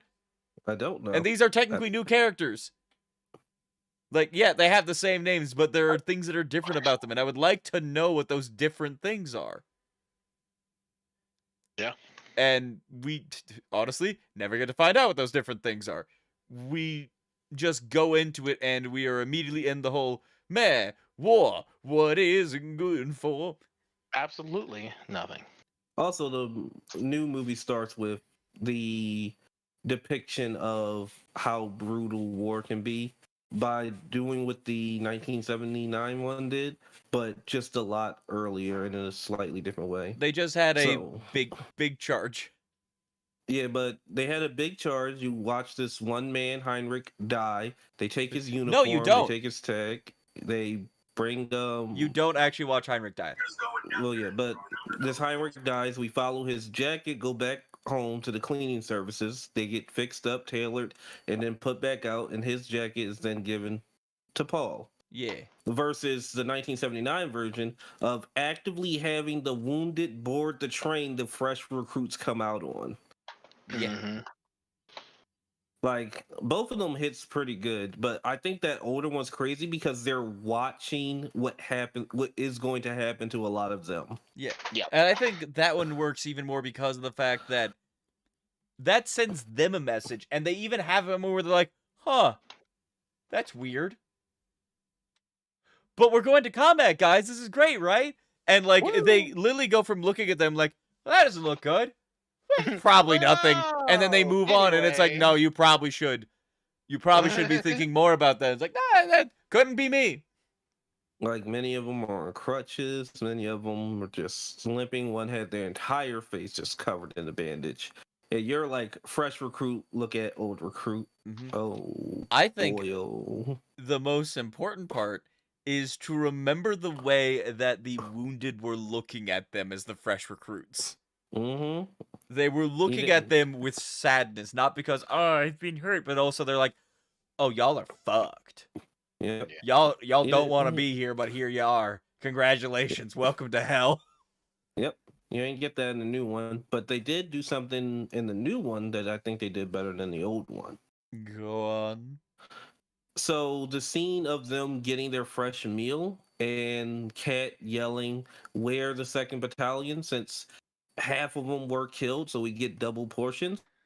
In the new one, we got to see what happened to that other half in a different way than in the old one, where they were already implied dead, and this is everyone left. Mm-hmm. Like finding all these new recruits just not wearing their gas masks and just seeing why we banned chemical warfare. Yeah. I do think that the change that they did was, they got out, they put the wounded in it in the 1979 version. And this one, they did still have them, they gave up their trucks for the wounded. But, yeah, but it's didn't so hit as hard. quick. Well, yeah, Yeah. because they don't really show the wounded. They're more so focusing on the doctor. Yeah, Like, he's like, I need the like- trucks for the men. And it's like, guess we gotta walk. And then they walk, and someone fucking makes fun of Paul. It's like, Paul Bomber, you'll be dead before morning. And it's like, it's because of the gas mask that they were supposed to put on. it wasn't even the gas mask they were supposed to put on. It's that he helped someone else, and then he took too long to take off his gas mask. And so they're like, man, you wear it for the rest of the day. And then also in the middle there, we get a scene of a bunch of fresh recruits like, well, we gotta go find the missing recruits. They had a train over here. And they're like, ah, yes. Apparently, they gassed the train, and so they put on their gas masks and they got out. But then, oh no, they took their masks off early. They're dead. Which is bad. Yes, very bad. They're fucking dead. I did like that scene. That scene had a lot of good visuals, but also I feel like they could have done some other things. Such as, you remember how when we didn't record it, but after they were like, a chemical attack. Where did they go though? Someone starts to drink the water. And my thought was, oh no. They remembered that thing that happened where water supplies got poisoned with chemical warfare because the chemicals got in the water, and unlike with what a man who shall not be named mentioned, it didn't turn the frogs gay, but it did poison people and kill them. Nope, not here. Yeah, no, not But here. in The water was fine. In the old one, with their gas scene, a new recruit drops his mask and goes after it where the gas was. Yeah. And And everyone's they gonna be like, frantically tried to no! save him. Slipping, stumbling, falling. Cat was almost immediately going to kill him. Cat was It's fucking a gas ready. thing. I'm going to. Well, they don't have a solution for it. There's nothing they can do. They're just gonna try, and he's gonna live in pain for the short They remainder did of his save him. They got him existence. to a medic in time. I mean, in time is more like he was already like coughing up lung in the 30 seconds it took for the, I'll call them the paramedics, to Look, get that there with the Nova 6 stretcher. is no joke. Like, unfortunately, healing magic isn't yet in human history, so we'll. It ain't hitting yet. That's Right, why you don't fuck with green dragons. Right. But yeah, if you haven't seen the 1979 version, I'm sure a lot of these things will still hit just as hard as the things in the 1979 version. But like, in that first day, they get shelled by mortars. I'm gonna be honest, I'm terrible with fucking names, so I don't remember. But the guy who I remember in my head as Glasses dies. That was Ludwig. Ludwig dies immediately, directly next to Paul. I And think one that dude, Ludwig for some had like reason, 2 lines, and also we had a little thing wherein he took off his glasses and he put on the military glasses. Everyone's like, haha, look at his new glasses. Yeah. Also, they had a guy who just ran out of the bunker and just Yeah, they did have. obliterated. They stole that scene from the 1979 version as well. Well, yeah, but the thing Yeah. is, in that one, Cat stopped the person from running out the bunker by punching him. Yes, and also the reason why that happened is because it was one of those new recruits that we were talking about. It was Yeah. someone who we had a comparison to with our people because they had been mortaring them shelling them Non-stop. for 2.5 days. And so they were like, I can't take it anymore. And in this one, someone does it like 30 seconds after the shelling starts, and we don't have a comparison. We just see him panicking. And Like, in the old one, it literally is a comparison of some of them sitting on their bed shaking, and the boys shaving, drinking water, playing cards, just they green. Tuesday. And then, like, one of them asked them, what is this? Why won't they stop? Oh, they're slightly pushing forward. Well, it's not even that they were pushing forward. It's like, they're trying to soften us up before they come to kill us. Yep. Trying to break our morale. And the guy is sitting there with his hands on his head, just moaning. And it's like that. They're trying to do that to us. And that scene also got me where they all had to start charging back out because they were charging. And that one just sat there, just terrified. And Cat just looked at him, had like a slight head shake, and just went on out to kill people. Yep. Didn't fucking grab him, force him to go because he's like, I understand how you feel. I don't have time for you. I'm going to go help. And I know that hit a lot more than the Paul just being buried alive immediately. And Which also, Also a pretty good scene. that guy who runs out immediately dies, gets blown up, and then blood gets thrown back on everybody. The fucking odds, that poor guy. Yeah. Do you know what this movie tried. suffers from that the original didn't? And Call of is my Duty. main gripe with it? Call of Duty. It has action hero syndrome. Yeah, Call of Duty. Like, even the Heinrich scene at the beginning of the movie. What we have is we have a scene, and like, they purposefully do the shot again, and it's not a bad shot, but the issue is that we just have a group of people running forward. They're trying to get to a target, and they're just running. They're running. And we have our character who's slightly to the left, who's moving, I don't want to say faster than everybody else, but they're moving with a speed that is keeping them a little bit in front of most people. And you can just see everybody around them going down. There's mortars landing. There's people being shot. And they're just fine. Like, running along. There's bullets flying around me, but don't worry. I have temporary plot armor. If this was a video game cutscene, it would be like, damn, look at the graphics on that. Yeah, you wouldn't be actually thinking about, like, what's happening. You'd be like, damn, this looks good. Which, also, to be slightly fair, I'm pretty sure they did have to rush through that shit. They did, but that's not what that so looked like. Sorry for them. Oh, you mean the actors? No, the actual Oh. the actors are fine. Yes, But but also it wasn't. I'm pretty sure it wasn't choreographed as amazingly, but these people still ran towards machine gun fire. Yes. Here's the way I will describe it in a way that will befit most people. Have any of y'all played paintball? Yes. All right. You ever did a group charge in paintball? No. So here's the issue with group charges like that and why nobody does that anymore. We don't have old school weapons. It's not because we have old school weaponry. Don't worry, it's still around. The issue We're with the full auto. is that when you're running forward like that and you're in a straight line, if the other group just also forms a straight line and instead of running, they just put their rifles on a thing and shoot, if the people around you are going down, you're gonna go down. It is so easy to just go, bam, got that one. Move slightly to the right, bam, got that one. Especially when we're talking about World War II, where there are machine guns, bolt-action rifles, lever-action rifles, shotguns, things that are very good at just going bang, bang, bang, bang. The only reason why working in lines worked was because of the fact that you had people who would sit there, aim a gun, and be like, psst, bang. All right, give me about 45 seconds and I'll be back with you. And it's like, yes, we lost about 4 people. You'd be lucky if 4 people, if you're in a line, aren't taken down by 1 person. And so... just a spray across. Yeah. And so when you have those scenes wherein it is...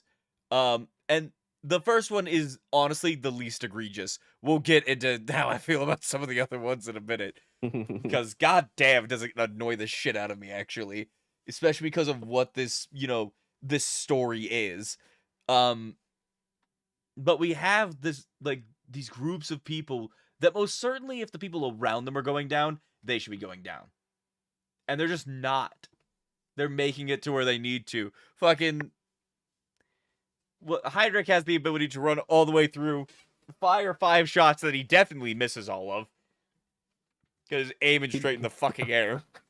They are at least taking cover. Like, they're getting to a certain point, dropping down and getting right back up again to keep moving. No, they're not.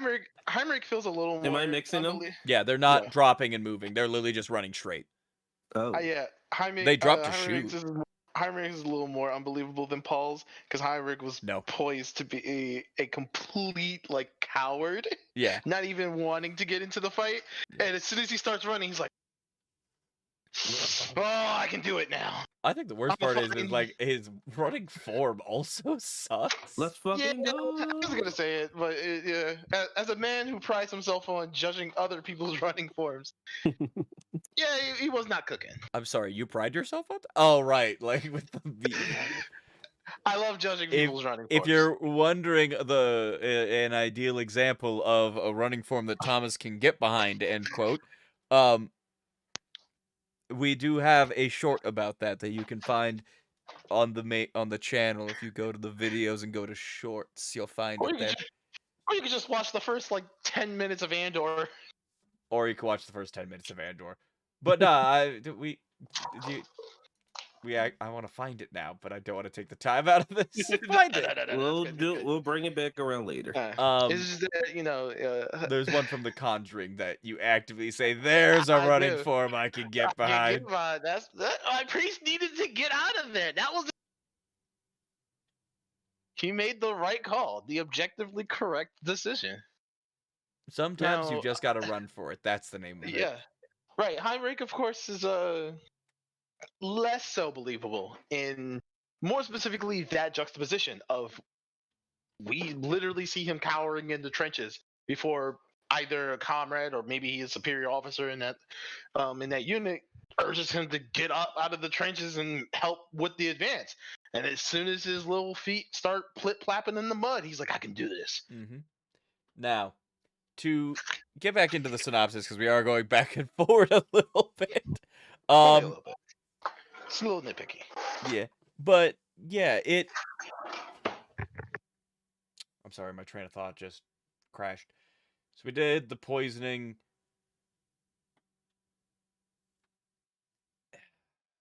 there's a lot of interlude with this one that's talking more about the group that are going to do the armistice, which is an insert outside of our main group goes, I was a fan of it.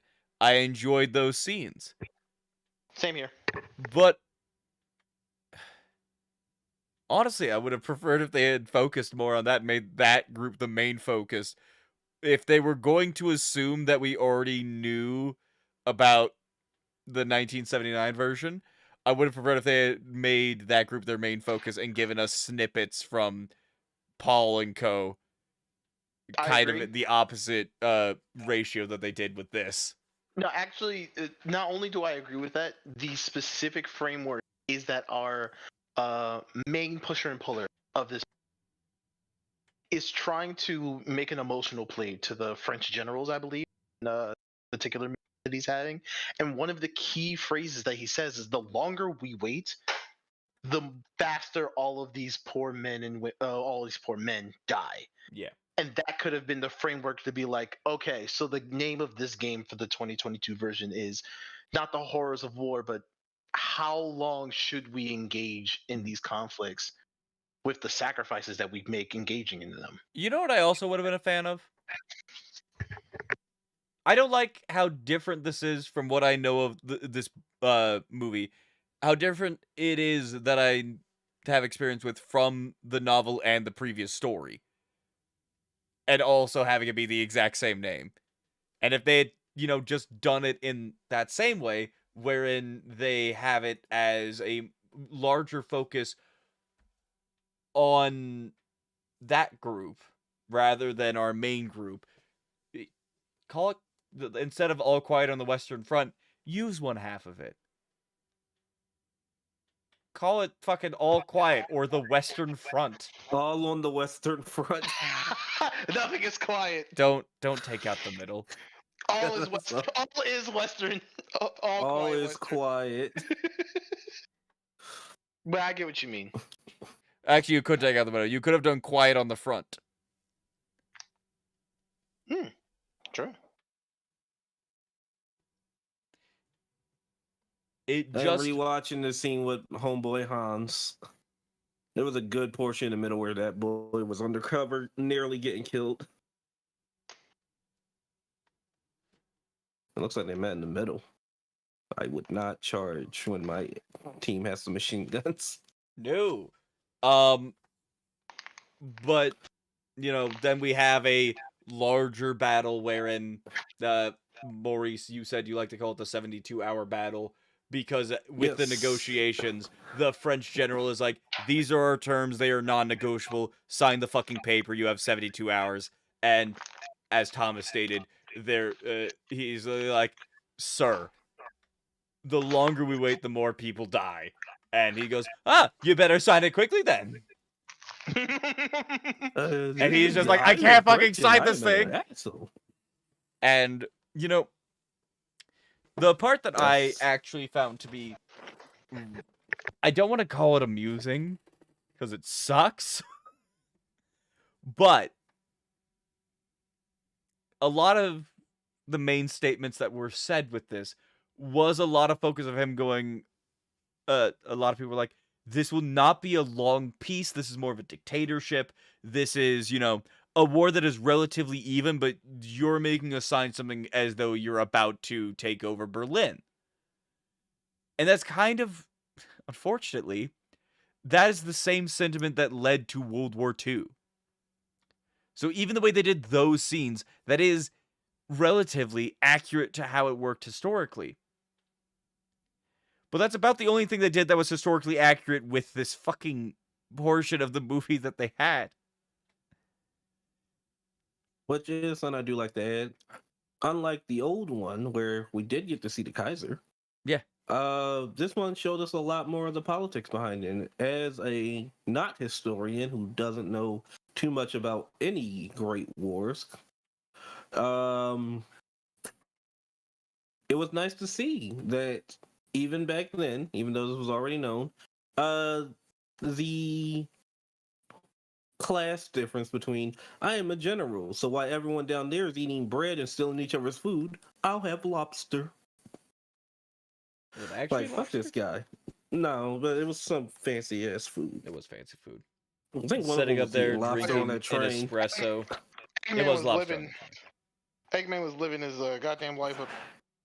And Fucking at they one point, stopping the wars by signing papers. Yeah, the These French- people in the fields shooting each other. the French general literally at one point was eating a baguette as the French do, and he fucking waves over one of his attendants and goes, "Is this made today?" And he was like, "I don't know." He's like, And then he fucking puts it back and puts it on the table closer to the German side. Which, once again, very French. But yeah, I did like that little add-on because we didn't get too much of any political knowledge because I felt like I was a foot soldier with them, not knowing shit. Yeah. Which, I'll be honest, I like that better Just because of the hearing fact that rumors. it keeps you in the mind of Paul and The foot friends soldier. more so than this one does. But again, that doesn't... My main issue with it is that it seems like it wants us to still have the same feeling with Paul, Kat, and everybody, especially with the way that some of the scenes were shot, while simultaneously doing a worse job of it by their direction choices. Now, getting into that 72-hour battle. It's not actually 72 hours. We just call it the 72-hour battle. We get that it legitimately feels like it's the exact same shot again of them running down the field and then getting into fights in the trenches. There's, helmets being used as weapons. There's bayonets, there's shovels, there's shots being fired, machine guns, mortars, all of that. They managed to take one of the French, they move up one line of the trenches. Yay. And then the reinforcements show up, and the reinforcements do in fact include tanks. Which is the first things we get to see coming through the dust cloud of combat, aka the fog of war. It is an amazing shot. I 100% guarantee that I haven't. Well, I have to 100% guarantee I've seen it. I haven't seen it, but I would 100% guarantee you that that same shot of them coming through the smoke was used as a poster somewhere. I'd use it. But It would then we be lead dumb to my not favorite use it. shot. My favorite shot is when the flamethrowers show up. When the flamethrowers show up. So 'Cause before they that, just looked menacing. they did. Right before the flamethrowers show up, though, as the French tanks are obliterating the trench, the Germans do start to fall back. They manage to take out one of the tanks by throwing grenades inside of it. Yeah, they take out one. And then the flamers show up and they start burning the shit out of people. They're just clearing their own trenches. Yeah. And they did have a weird portion of the scene that was... I don't know how you guys would describe it, but the words that come to my mind is weirdly villainous. Yeah, when they just didn't even shoot the guy, but he surrendered. He says, "Please don't shoot," yada yada yada, and they just kind of stare at him and then just set him on fire. And it was like, oh no, he's trying to make his way closer to the nearby puddle of mud that could douse his flames. Shoot him in the leg. I know there's some people out there who would just straight up just do that, but it's like we're supposed to see both sides still as human, guys. Even if the leadership looks like monsters, the soldiers are supposed to be the humans of the group. Yeah, and then we follow up that scene immediately, like 10 seconds later, by having the most impactful scene of the story, which in both of them, too. It is much shorter this time, which kind of makes sense because that's about how long he would last with a sucking chest wound. I don't know. I really like the old one. I think Paul fell asleep, woke up, and this man was still like kicking. It's like, why? Yeah. Why are you still alive? Yeah, that's how he felt in both of them. He's like, why are you still alive? Why haven't you killed me? Yeah, I can only speak for me. Honestly, overall, both of the scenes are very good. But if I have to give at least one compliment to the 2022 version. I honestly think they handled this scene a bit better. Just overall, the attitude, the acting, even though, we were watching the dub version, the voice acting of that scene was incredibly good. Yeah. And there's a lot of this is the 2022 version that we're specifically talking about. yes. There's a lot of what I'm trying to remember the phrase that I'm looking for. There's a lot of variance in our actors' rendition of Paul going through the honestly very traumatic thing of hiding for his life, encountering a soldier, having to take that opportunity to stab the ever loving mess out of that man, but not like immediately kill him and then deal with and have to sit with it. In this case, very literally, sitting with the actions that he just committed.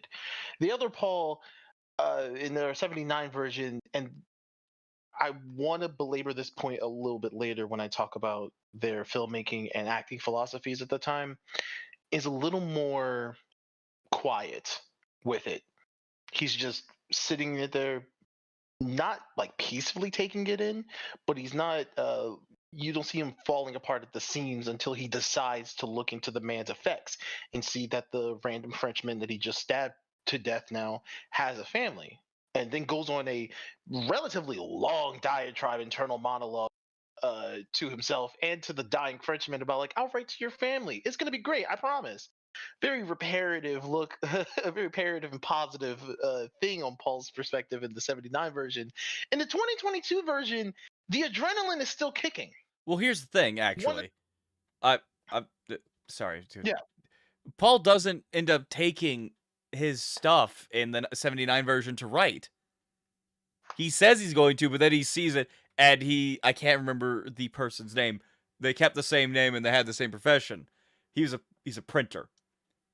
Right. The man back then the printers actually needed people to run them. You can't just plug in a laptop and be like, haha, Shakespeare. And it's a very important scene because of the fact, and it works in the same way in the 2022 version as the 79 version, wherein Paul kind of sees that, and he has this moment where he gains this little nugget of understanding where he's like, this, as much as it was a soldier, this was a printer. This was a man who, if this war did not exist, I would have never known, I would have never met, I would have never had any qualms with. I have no reason doing to his job. I would have had no reason to hate this man. And yet now, because of the world that we are in, I have ended his life and taken him from, as the images he finds in the pocket of this man, I have taken him from either his wife and daughter or his mother and sister. Or any combination of the two. Or any combination of those two. A young woman, and from the pictures, another young woman, just, an adult young woman, not a child. And that hits Paul very hard. As it would most people who have that same realization. The big difference between the two, and the reason why I think the 2022 version does it better. Skill diff. A little bit. Maurice has done his rants about show don't tell. The term show don't tell is what I would use to describe this scene, though. Because in the 79 version, we have Paul not only outwardly monologuing to this dying Frenchman about how in another life we could have been brothers. We could have been friends. And he's sitting there just... Right. He's so angry. And in the 2022 version, we have Paul going through these same emotions, but he's... Who the fuck, when traumatic events happen to them, is sitting there like, woe is me. Why, God, have you left me in this time of my greatest need? Why have you allowed me to do this to this poor Right. printer? I Right. think Romeo did this. Yes, very- exactly. It is very It's Shakespearean. theatrical.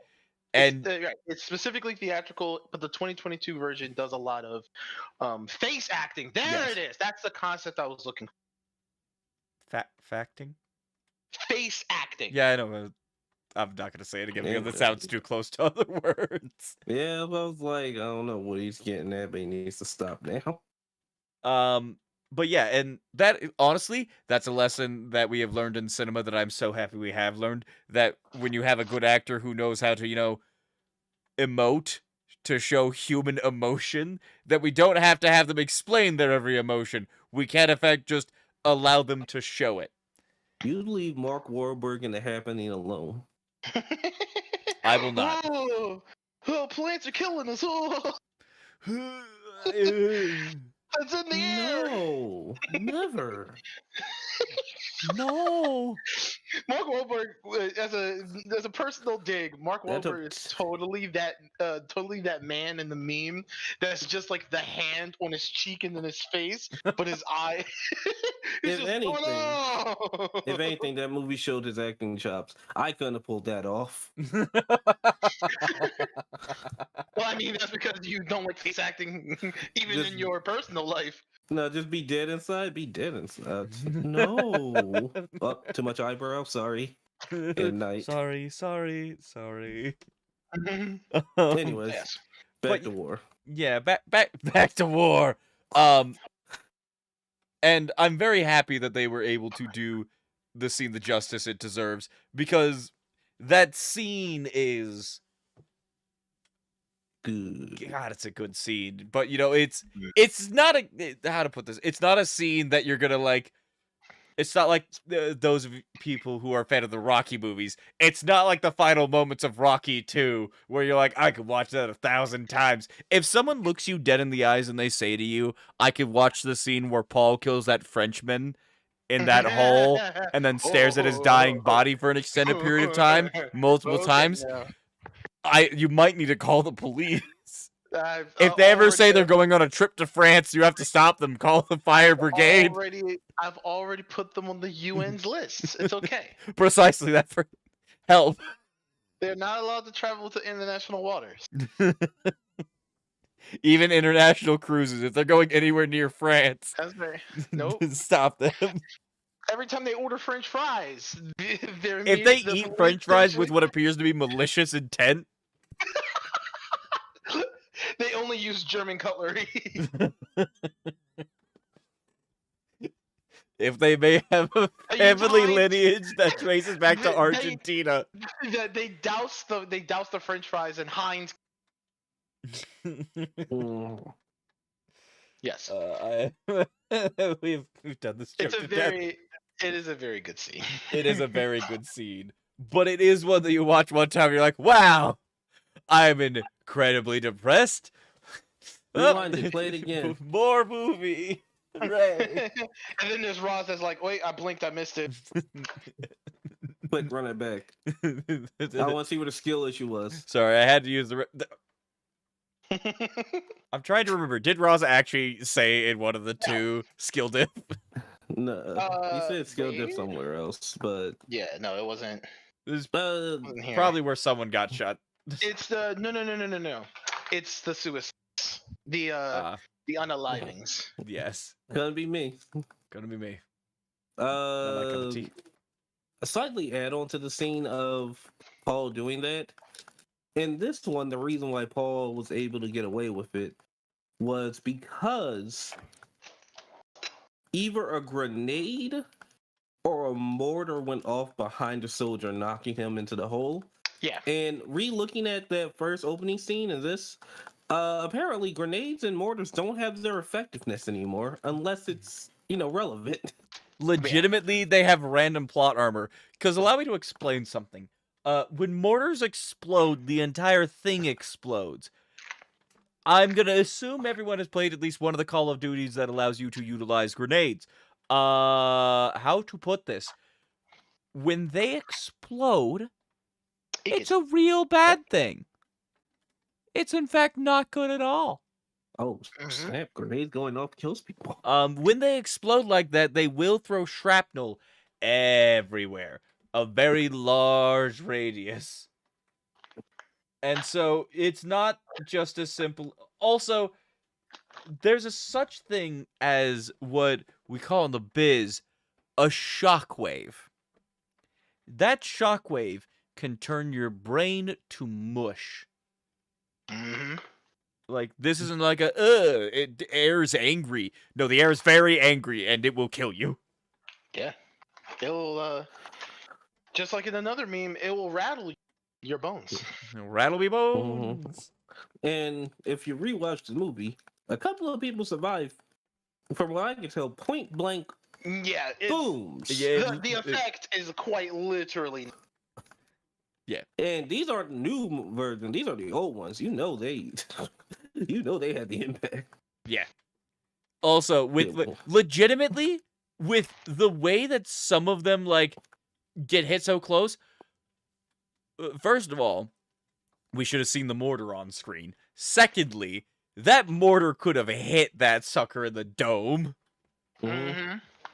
Just Thirdly, fucking when they clonked. threw that grenade into that tank, I was shocked 3 people came out because I was like, y'all should have something not on you, like a limb. Yeah, those potato masher grenades, as they were colloquially called. Yeah, those were also fragmentation grenades. So yeah, he threw it into a tank. It disabled them, and they had to run out. And I was like, "How did you live? How did you live run the out? grenade? I expected one of you to run out, not the entire crew." What are you? We're idiot sandwiches because we ran out without our weapons. Yeah.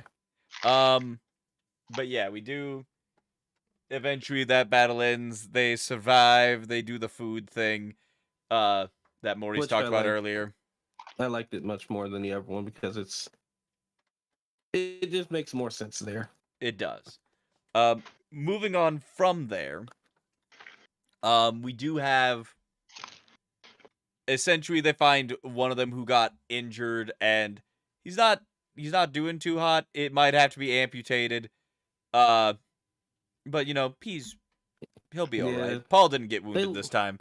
they lifted it up. It was like it was a little baby graze. He had like It wasn't a baby graze. That was just definitely 2 through straight the open leg. infections. Um, No, that was a baby graze. Just because you can see the bone, that's just a scratch. Walk it off, champ. walk it off, champ. You're going home now. Hooray! Clap, clap, clap, clap, clap. We bought you food with cutlery. Yep, they did in fact bring him food with cutlery. He did ask And for he the used cutlery. the cutlery Yeah, he did in fact take to the cut fork. some steak. He took the fork and he jabbed it into his own neck multiple times. That caused him to have to respawn. Gonna have to go New Game Plus this time. In that very scene, not to nitpick at a man who's about to die, he was by almost all accounts, especially when he was talking to Kat, very weak. Could barely open his eyes. Was kind of chilling, low on energy. Understandable when you go through a very invasive operation such as an invasion. So I was like, okay, he's cool. He's gonna be good. He's gonna sip a little bit of the soup. Then he might kill him. He might try to end his life. No, he just immediately found the Herculean strength necessary to just give himself so many stabbings, of course, before Paul and Kat realized what was going on, and then adamantly refused to budge when 2 grown, healthier men were trying to move his arm. Yo, I'm gonna be honest with Sometimes you. that adrenaline be crazy. The best part of that scene, the fact that one of the other wounded, as they're trying to stop the bleeding, just kind of sneaks over and steals the soup. Then sits there and watches. He He just won't be sits there needing and watches as he eats the Yeah. soup. He said, I'm going home. I don't care about him. I'm hungry. And Yum, yum, yum, yum, yum. then we get back to more politics. And we get back to more politics. They agree to sign the treaty, and they do. And everyone's happy about it. Like, oh my god, we're gonna have A peace. slight detour. in the old movie, there was a scene where Cat and the boys, that's right, there's a nice group of them, chase down some geese and catch them, turn them into dinner. Yep, and this one, at the beginning, there's a farmer, and they steal a goose from the farmer. And now they've gone back to that farmer's place, and Paul steals some eggs, but also within that, they get shot at by The farmer. yes, by the farmer, and he misses, and we've got the son there, and the son has a buzz cut and has those soulless eyes. And he tells his son, "Don't worry, son, we'll get them one day."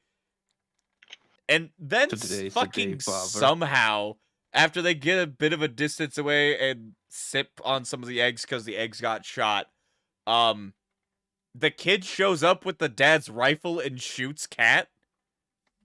Magic. I fucking Poor hated child. this. I do agree. It's contrived. That was the worst change of the entire movie. I will allow you. Do we want to talk about this now, or do we want to talk about it after we get through the synopsis, which we're still technically doing? We can talk about it now. All right. Because the synopsis is for us to stop and talk about it. This fucking scene, Paul is behind Cat. Cat goes off into the woods, the opposite direction of the farm, to pee. The kid has to walk past Paul to get to Cat. As you can imagine, For some audience, reason, despite the heard fact nothing. this kid would most certainly want to kill both of them. But he just walks past Paul, who's in a field, not near anybody, not hidden whatsoever, perfectly visible, ready for the smiting. And he That's just right. walks past him and tracks down the man who's off in the woods to pee.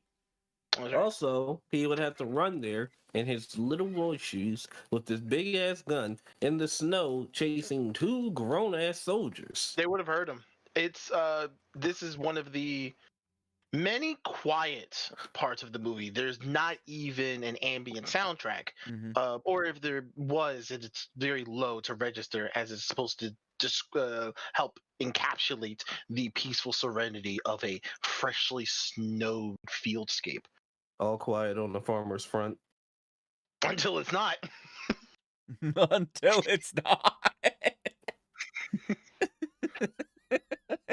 They got loud very quick. This is where I'd put my quiet. If I had some. If I had some. Yeah. So we don't know what happened to that little boy. I no, still say that the Cat boy killed him. just disappears, or Cat Right. kills him. It's hard to tell.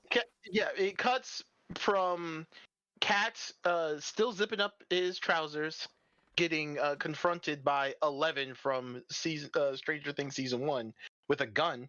So I'm sorry to pull back again. I fucking hate the way that scene is done. What? Because they have like the fucking scene from Ferris Bueller's Day Off at the art museum where it's just going back and forth between them, and they're like staring at each other, and like, he looks at me, and I look at him. Cat doesn't even look like he's. This is one of the only times in the movie where the expression of the character just does not hit. He looks almost coy. He's like, "What are you gonna do with that gun, little boy?" And then he gets fucking shot. Right. So the worst part of its execution is that sure, we get a off in the distance gunshot from Paul's perspective as a cut from this stare down that they have. But then Cat just walks out of the woods relatively fine, with no indication of a greater struggle that happened. There's no, from what I remember of his actual clothing, there wasn't even signs of defensive wounds to see if there was some sort of like wrestling of the gun. It would be almost as if the young child shot him and it was like, I've done my job and I'm gonna teleport back home now. Yeah, it was a cutscene. He was a cutscene. And the thing that really gets me is that I saw that they were setting it up. They didn't need for that to happen. Cat could have, like, they could have just been running, pumped with adrenaline, and Cat could have just got shot by the farmer. Yeah. And they didn't notice until they were much further away. And once they start calming down, having the laugh, and he goes to have a piss, he sees that, oh, it's red. Yeah, that's what I thought they were gonna do, but they kept just not doing it that way. So yeah, that was a weird direction to take it Absolutely. with this magic star child. And again, then just to Deus have Ex them Diablos. fucking Zoidberg away without us even being able to see the Zoidberg. Yeah. The Deus Ex Diablos are strong in this movie. We then proceeded to have the same scene of, Paul carrying Cat. But so last time there were some trucks that drove past them, but they were also still in the middle of a war. This time, Like, the there war were is basically murders happening. over, and these people are just They're in a drunk. party truck, and they're drunk, and they just drive past them. They don't even fucking And the crazy part is this. I don't care about the drunk people in the back. The driver better not be drunk. Yeah, and also, I don't know about you, I feel like it's a pretty weird thing that they wouldn't stop, period. Like, even though they're drunk, it would make more sense if the drunks had stopped to pick up their comrades to be like, haha, more drunks! We get to be drunk together. The war's Nope. over, you know? Instead, Paul has to carry him back. They're just drunk assholes. And Unlike the other ones where there's still mortars afoot and Paul is walking through a bombardment, just don't worry, buddy, we'll get you there. Just keep talking to me. yep, they even... I think that one thing that is much more impactful in the 79 version versus this one is one line in particular. Paul says to Kat in the 2022 version while they're walking to the farm, we need to do something together after this. Mm-hmm. And Kat talks about the fact that he's uneducated, can't even read. Paul needs to go to college. Kat's gonna go back to being a shoemaker and all that jazz. Basically gets mad and tells him, if you don't fucking go to university and get your education, I'll kill you myself. Right here, right now. Which, that's fine. But when Paul is telling Kat, we need to do something together after this in the 79 version, he's saying that when they pause for a moment to get some water. He's saying it as something to help motivate Kat to, not go to sleep, not lose consciousness, to stay with him, essentially, without telling him, stay with me! Mm-hmm. Just talking to the man. Yeah. Because I was just talking to him. Yeah, that's Paul's line in the 79 version. At least I don't remember him saying it in the 2022 Yeah, version. he said it as well. He said, I was just talking to him. Yeah. Impossible. Oh, yeah, because he sets him down once again. Doctor, he's dead. He's like, huh? No, Impossible. he's I not. was just talking to He him. lost consciousness. And I do like the doctor's response better in this one. He goes, trust me, I know son. how to do I my know what job." I'm doing. Seen it before, and it's like, Jesus Christ. Yeah, he got Obviously.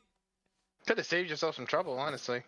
The one that got me was the older one because it was like, ooh, that's a kidney shot. He ain't recovering from that one. The other one was like, okay, it's fine. It's nothing. It's just a small wound. Gets him back there. There's blood on the back of the boy's dome. Well, if you remember, this is something that I really like. So you know how they're really close when they stop to have that talk? Mm-hmm. Do you remember the fact that when they're walking around the rocks, there are some bullets that get fired at them? I didn't know this though. Because that's, I'm pretty sure, where Kat actually dies. Because Kat doesn't say anything after that. In fact, it's free. I'll pull it up.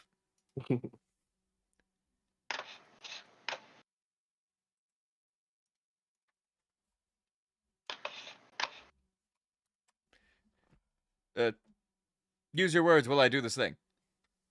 Hey, look, we come up when you type in All Quiet on the Western Front. For now. Good. Maybe. It could just be that I watch us, so.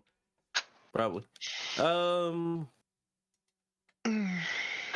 pretty much after that, this is where the biggest divide of the movie chain happens. Fuck. Right. where in the 79 version we lose Cat, and that's after we lose Cat, Paul goes to write a letter, I believe. What do you mean?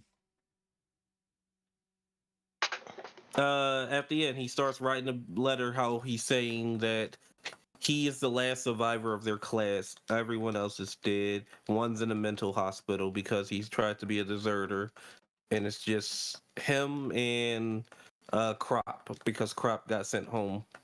Yeah. Well, he doesn't know where Crop is, because... Yeah, he assumes Crop is home. Yes. Also, real quick, I would like to show you the scene. Yes, If you from the don't mind Wiki- just popping into the actual stream. Yep, from the Wikipedia, it says he was bleeding out due to the piece of shrapnel in his back at some point. So I'm going to assume y'all can get into the stream by the time that this becomes accurate. So just a blip. You gonna stream it, or we're going to the actual stream? What All did I say? I see you. You just said join my stream. No, I said go to the actual stream. Those were my exact words. We haven't recorded. What do you mean? All right, I'm here.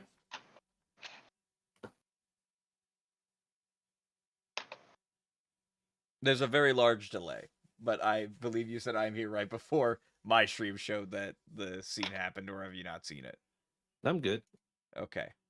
So, for those of you in the stream, it's the explosion on the rocks, and I didn't unmute the sound because I don't want to get copyright struck on a live stream, despite the fact we're showing a free thing on YouTube. How many times can I say YouTube before it starts to sound weird? Once you say 2, it's more than enough. Okay. But yeah, my theory is that he got shot there. It's possible, but makes sense. yeah. Apparently, from the wikis, just from shrapnel in his back. Yeah, but didn't see any breaks in the uniform there. Yeah. Just saying. But yeah, so Paul writes to Crop. He has this whole conversation. in the He's 79 taking up version. in the 79 version. He's taking the mentor position. And like at the start of the movie, he sees a random bird chilling on the battlefield. And Paul gets up a little bit higher just to see it better so he can draw it. And then he gets shot in the back of the head, fade to black. It's all quiet on the Western Front. In the new version, we get action. I fucking hate this. So instead So of the real general, quick, I'm sorry. Yep. Before we get into the movie, what it does, I would like to say what happened historically that this appears to be based off of. Okay. All right. On the last day of World War I, there was a battle. The Battle of Mons. And I believe it is pronounced Mons, not Mons, because of the fact that it is, I believe, still in France. And the French are dumb with their pronunciation, so it would in fact be Mons. Also, M-O-N-S definitely seems like a French name rather than a German name. Mo. Also, if you want to tell me I'm wrong, look at literally any French words. They don't pronounce half the letters. Look, I still think English is the dumbest language we've invented, so, Listen, French could also be stupid. Je parle un peu français. It's a language that I hate that I know how to speak. Doesn't wife and handcuffs have, pretty much the same word? I don't know how to say fucking handcuffs in French. I think it's the same What when kind you say of French wife. do you think I was learning? The kind that involves wives, wives, and handcuffs. Whivs? What kind of dog is that? Anyways. He's French. Woof. Buck. Um, Dirty American swine. but Buck. again, Buck. That's a, Bubba that's, Bucket. that's a weeb dog. Hit me with a Baka. Japanese. Anyway, we're getting off topic. So, the Battle of Mons was actually an assault done by Canadian forces where they retook the city of Mons on November 11th, the last day of the war. Canadian Ooh. soldiers, not French soldiers. And Man, these also, Canadians it really was went to that city. it was an attack that was orchestrated by the Canadians and the British, not the French. The aggressors were the Canadians, not the Germans. The Canadians won the battle and took the town, and on the 11th they were playing bagpipes in the streets and the people were really happy about it, according to the reports. Now, let's get into what Neat. the movie decides happened on the last day of the war.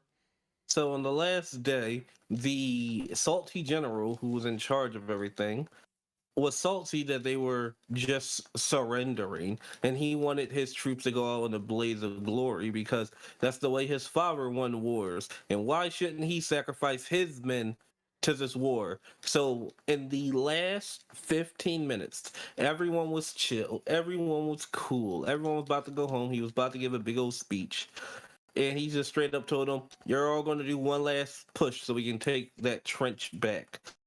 One person says, "I ain't doing it," shot immediately. Desertion So, will not be tolerated in my unit. so they all get ready for the what I like to call the 15-minute battle, where they just start marching towards the French, who are happy and chilling because the war is over. We can stop killing everybody. And they just that one Frenchman heard yelling and the charge of footsteps. It was like, we're under attack. And then they were under attack. And it was Call of Duty. Like I've been in those lobbies. And so Paul's there. He's bayoneting people. He's helping choke slam people, and he saved one guy and almost got drowned in a shallow puddle. One of the best techniques I've seen. And then Paul gets Lucky Rock and hit him upside the head. They end up inside of the trench barracks where it's just him and the one guy about the 1v1 staring at each other. And then Paul gets stabbed in the back by this little weasel who just weasels his way out the door. And then the war's over, and they're like, "Ceasefire, ceasefire!" And Paul's just walks out after being stabbed in the back, literally through the heart. This man is bleeding out, and the two soldiers are like, "Oh, the ceasefire. Okay, thanks for the fun."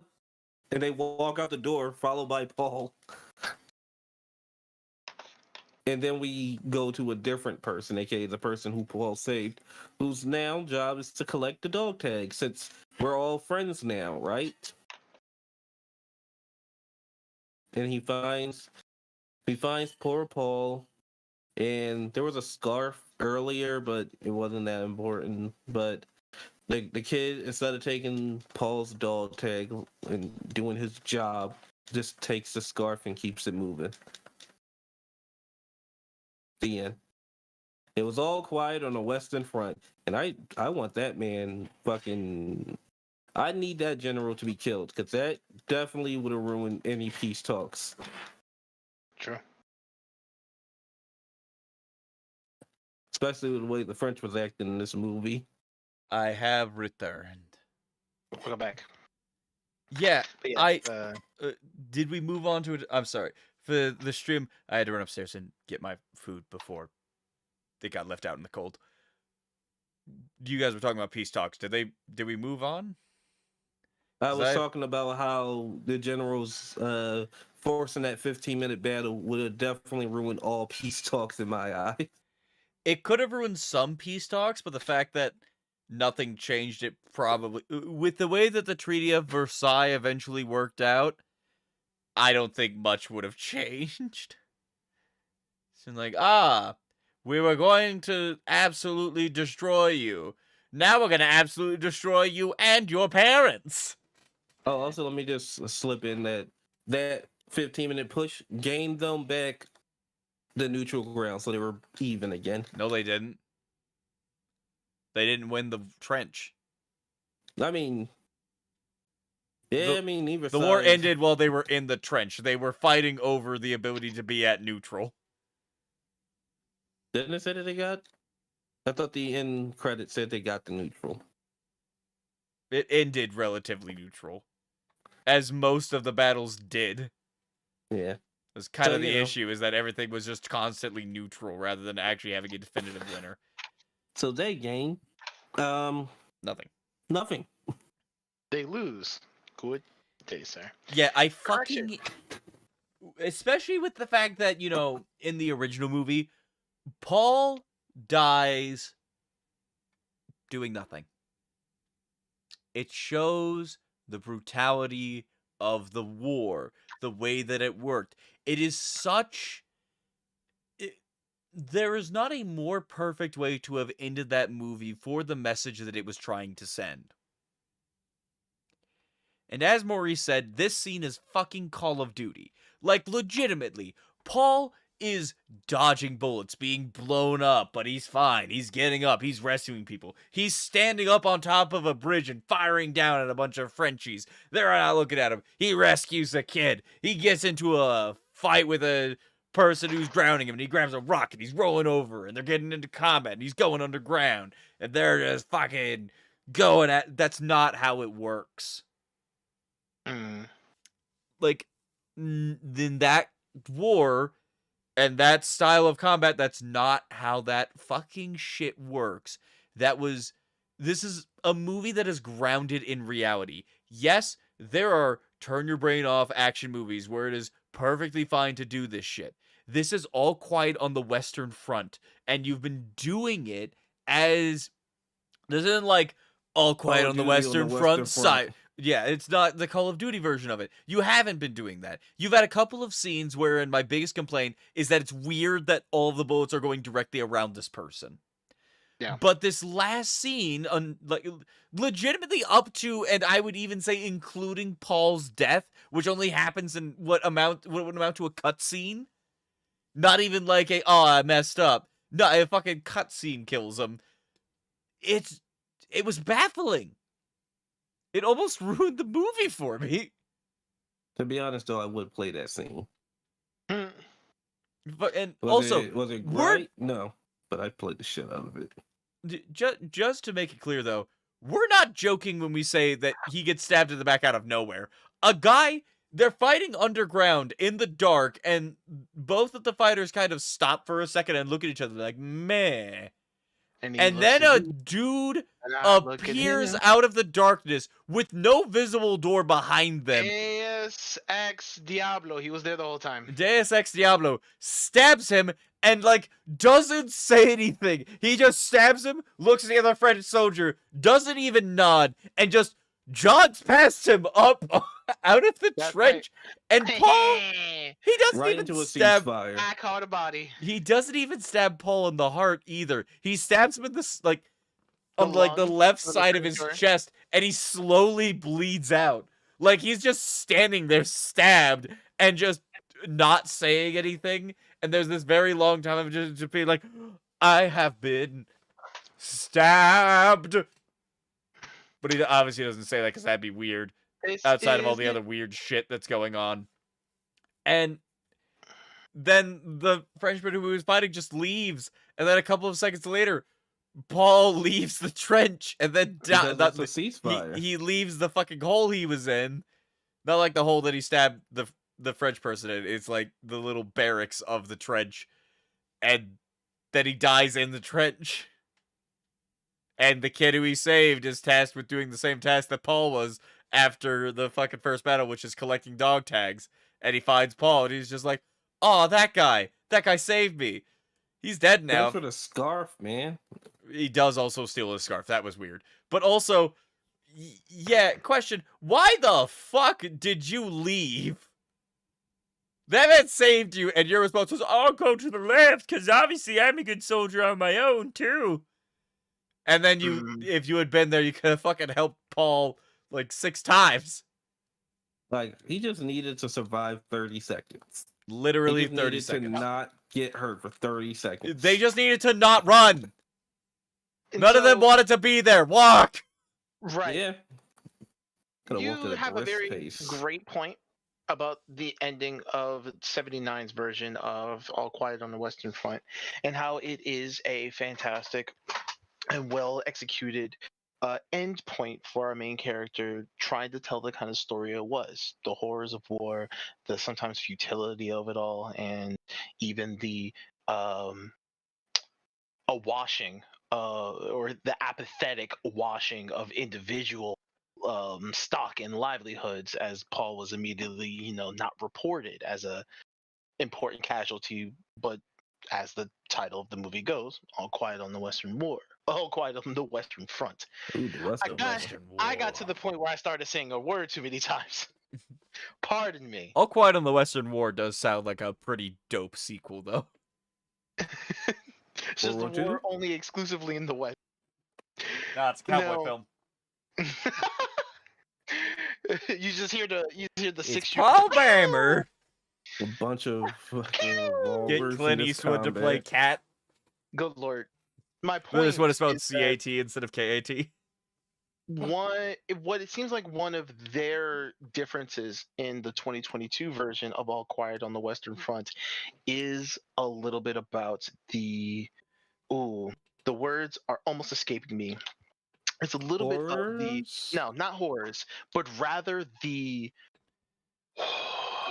sunken cost fallacy that many of our less developed characters admittedly exhibit, whether it be some of the foot soldiers who all they know is war, and even when giving this literal presentation of like, yo, the war ends in 15 minutes, but I, as your general, as the person that you are trained and almost conditioned to listen to, without consequence, go and fight for the next 15 minutes, and they go, okay, and they do it. They wholeheartedly do it, very strangely, of course, from a more rational and less stressed position that many of us exhibit as ongoers. I can't speak for your experience, Kaiser, because you are the middle ground here in that case. But then also a little bit of those same generals. One of the generals who was with our peacemaking man, who is not a part of the military at all, it just seems to be a ambassador who's got his way into German politics to end the war. One of the German generals he was with on this train, in this scene, trying to make peace, was kind of like, but fuck them Frenchies though. We could still win. And it's like, can you? When will it end for you, Mr. Random German General Man? When will it end for you, German General who's in charge of these troops at the front lines? When will it end for you, random German soldier who knows almost nothing but war because you enlisted at like 17 at the earliest? It's very depressing in that viewpoint. And I think that was one of their points that they wanted to exercise across here. So it makes it all the more tragic that we're like, it's the David from Cyberpunk Edgerunners situation of like, you went too far. We know exactly where you screwed up, and now we have to watch you suffer the consequences of your action when it all could have been avoidable. And it feels even worse because we know as such.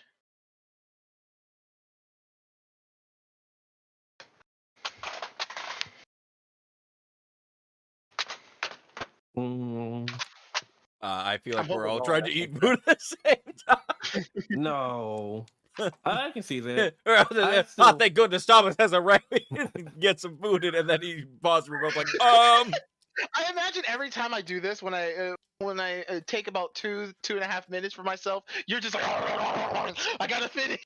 Legitimately, you don't understand. I know we've been doing this for a while now. Every single time that you start a rant, it's like I'm like a fucking anime character. I am legitimately shoving things into my. I've got pizza like slices on top of each other. I'm just trying to get them in there. Jesus Christ. You could But slow down, Buckaroo. You can't make me. I feel You're not my like dad. they could have fused the scenes together slightly because they already took out the Paul not looking at birds or being a little absent-minded at times. Well, yeah, I do think that this interpretation of Fall fits the narrative that they're trying to do. They But removed a lot of the things that kept his ties with civilian and even humanity as a more general concept that the casual audience is supposed to represent, and he's just first bright-eyed, even downright proud to be going behind his father's back, forging his signature to get in. gets this. He doesn't know at the moment he receives it. Dead man's old uniform. Another unfortunate byproduct of this war of attrition and loss. Only to then suffer setback after setback after setback. And you would think if he had, much like the 79 Paul, if he had any time to go home, we would then ask ourselves the question, would he make a different choice than that, Paul? No, Would he decide to go back to the fronts? And we know that he would go back. Mm-hmm. but yeah, I do still feel like they could have fused the scenes together slightly by instead of having, because like they're gonna do the final push. We can't change that. Right. So I would have had it more like instead of him being stabbed in the back, I would have had the ceasefire happen. And that's when like both the French and the Germans start laying down their arms and everything. But this is the olden days where you have to yell ceasefire really loud for everyone to hear you over combat. So while Paul and all of them are done just standing around, just a far off Frenchman just pops Paul in the head while they're at the ceasefire. Whereas, oh, we're all done. It's A over. buzzer beater kill. Bang. I like that idea. It's definitely a little more. No, I said I'm sorry. Or another option. Have it be even less personal. You could literally have it be and have this as kind of a callback. Just there's a certain way to do the bird. Because I feel like the bird should have made. I feel like there should have been a bird involved still. Was it the original from the Book of Butterfly? I don't remember. But if it was a butterfly, this scene would be even easier. Essentially having it to where instead of going in a different direction with it, have it be that he's there, he's in the fight, he's shooting, but as he's shooting, either he sees the birds moving or even have a bird land close to him.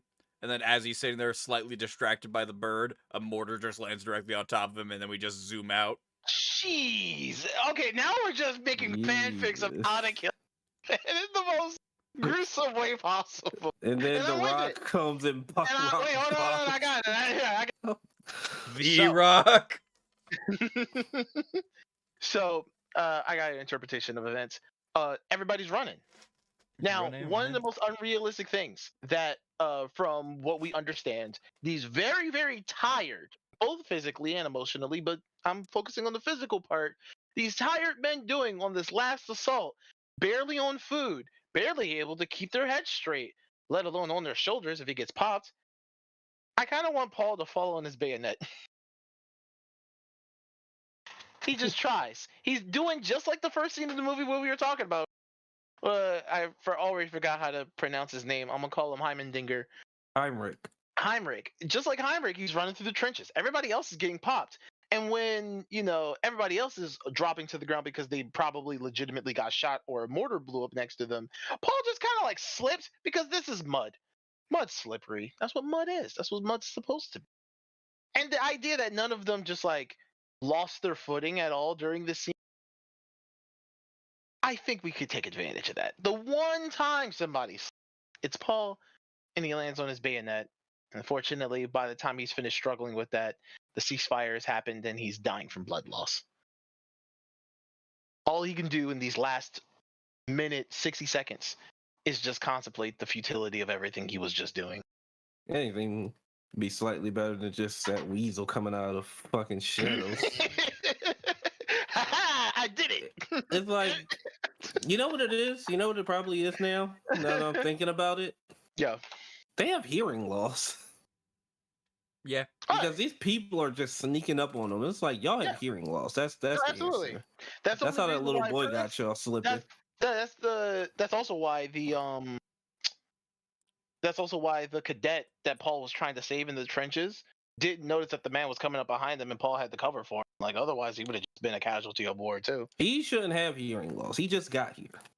I mean, yeah, a couple of mortars blew up by him during this advance. Maybe he just has more fragile ears. I'm capping him. Yeah, give him something. This fresh blonde recruit. That's right. He's got to be green in every sense of the word.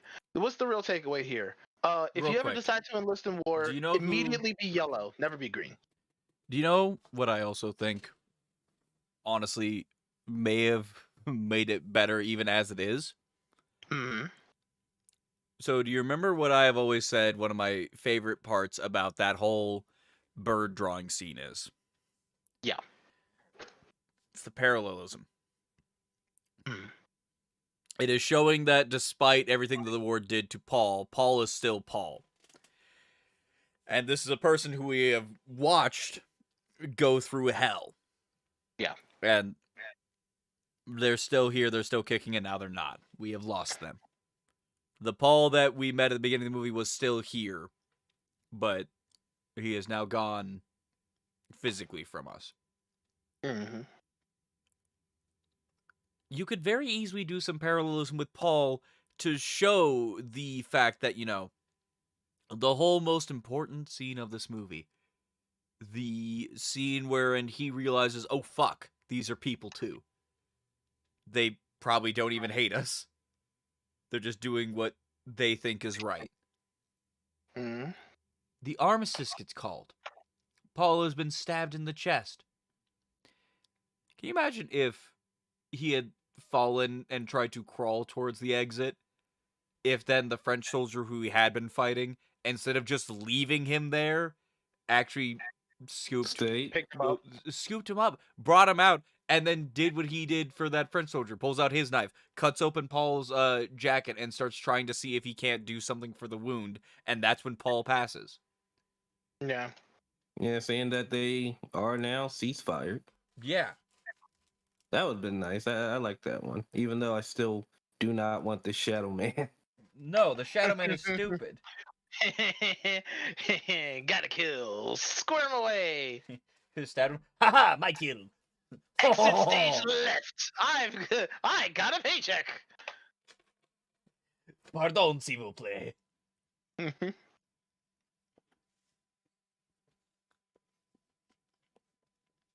But yeah, the ending sucked. Yeah. Now, I will go first because I only have one movie that I have to say this about. All right. Is the movie good? Oh. Yeah. I have a lot of major issues with it, but it's a good movie. The actors do a great job, and it still overall does have that, extremely powerful and message that's very important for people to remember, especially those who are not directly involved in combat. Want me to As slide much, something in there? Just sure. a little extra info. This is the actor's first movie for the man who played Paul. Oh, This is his first thing. Again, You did a great face job. acting. Now And he's back Austrian. Hitler. Anyway, but here's the thing. People glorify war. It is something that is done on a regular basis by everybody. It is,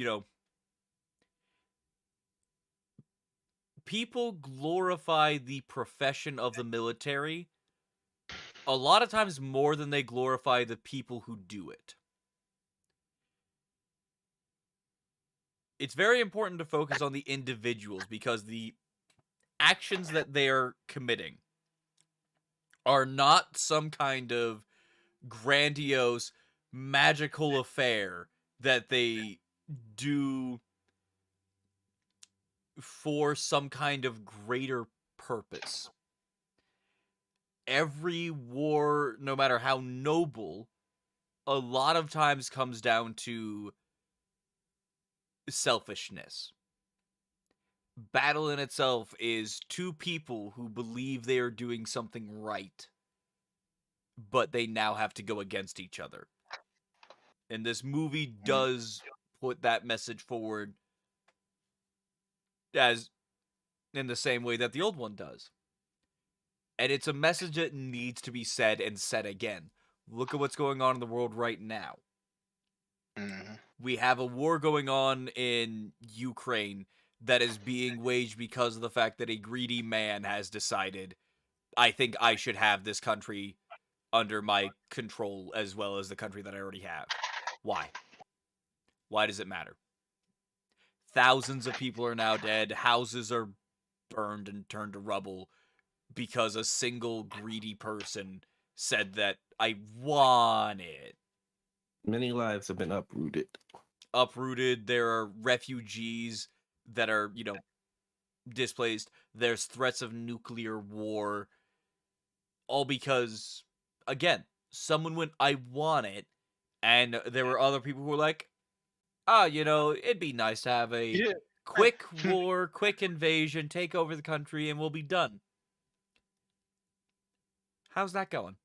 A simple in and out adventure. We'll be to Poland in 2 weeks. People still have not learned the lesson. It unfortunately appears to be one of those human mistakes we're going to keep making again and again and again, because not all of us are getting that fucking message.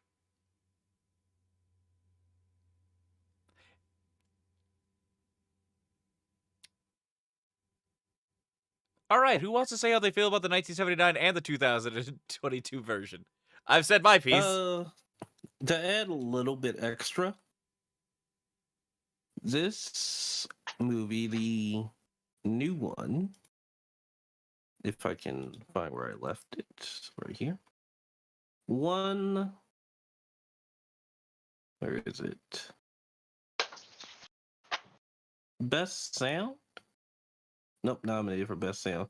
But it won Best Original Score. I did not like it. Mm-hmm. What's going on there? It's not bad, but it's bad for this movie.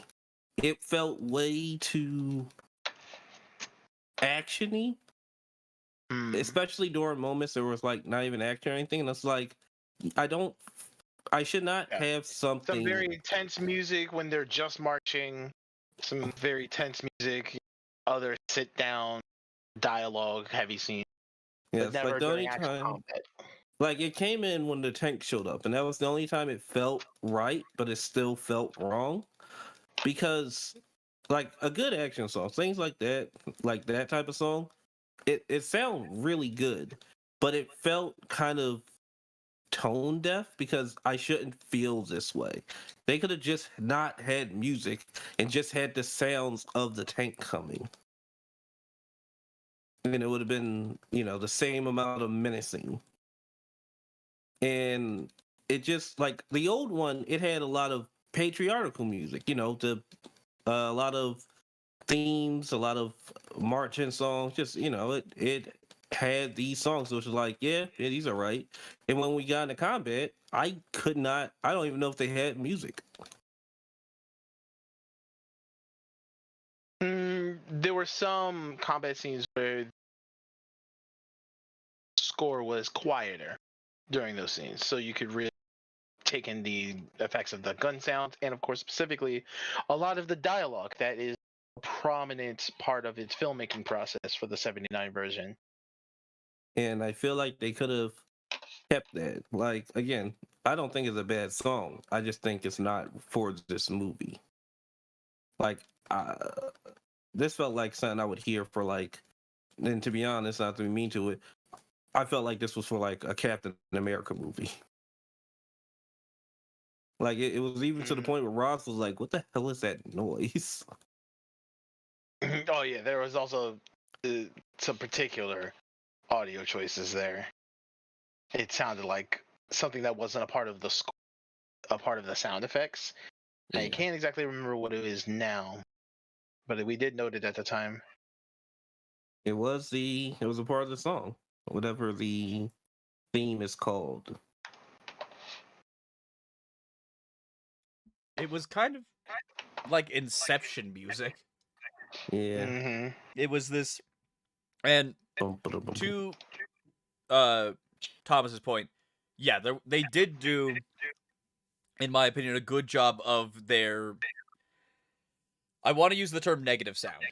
Their lack of music was done well in certain cases, but then also there is this repetitive uh noise that Bum they kept doing. bum bum. Yeah, there's this noise. And I was like, that's Oh, did you post that's it? not right. No, I didn't post it. I can't. I have this song. Because here's the thing. I like the song. I do. It's just not for this movie. It definitely had a really weird feel to it. When I was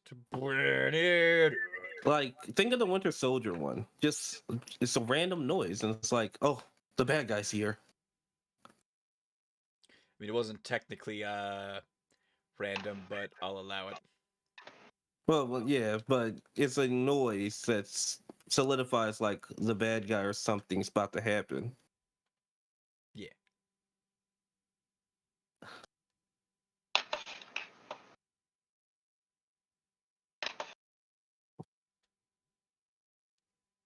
And it was throwing me off. That's the honest part. And the only time it came in that was pretty good was the tank one, and I'm still not happy with it. It did fit the tags. Yep. That it did.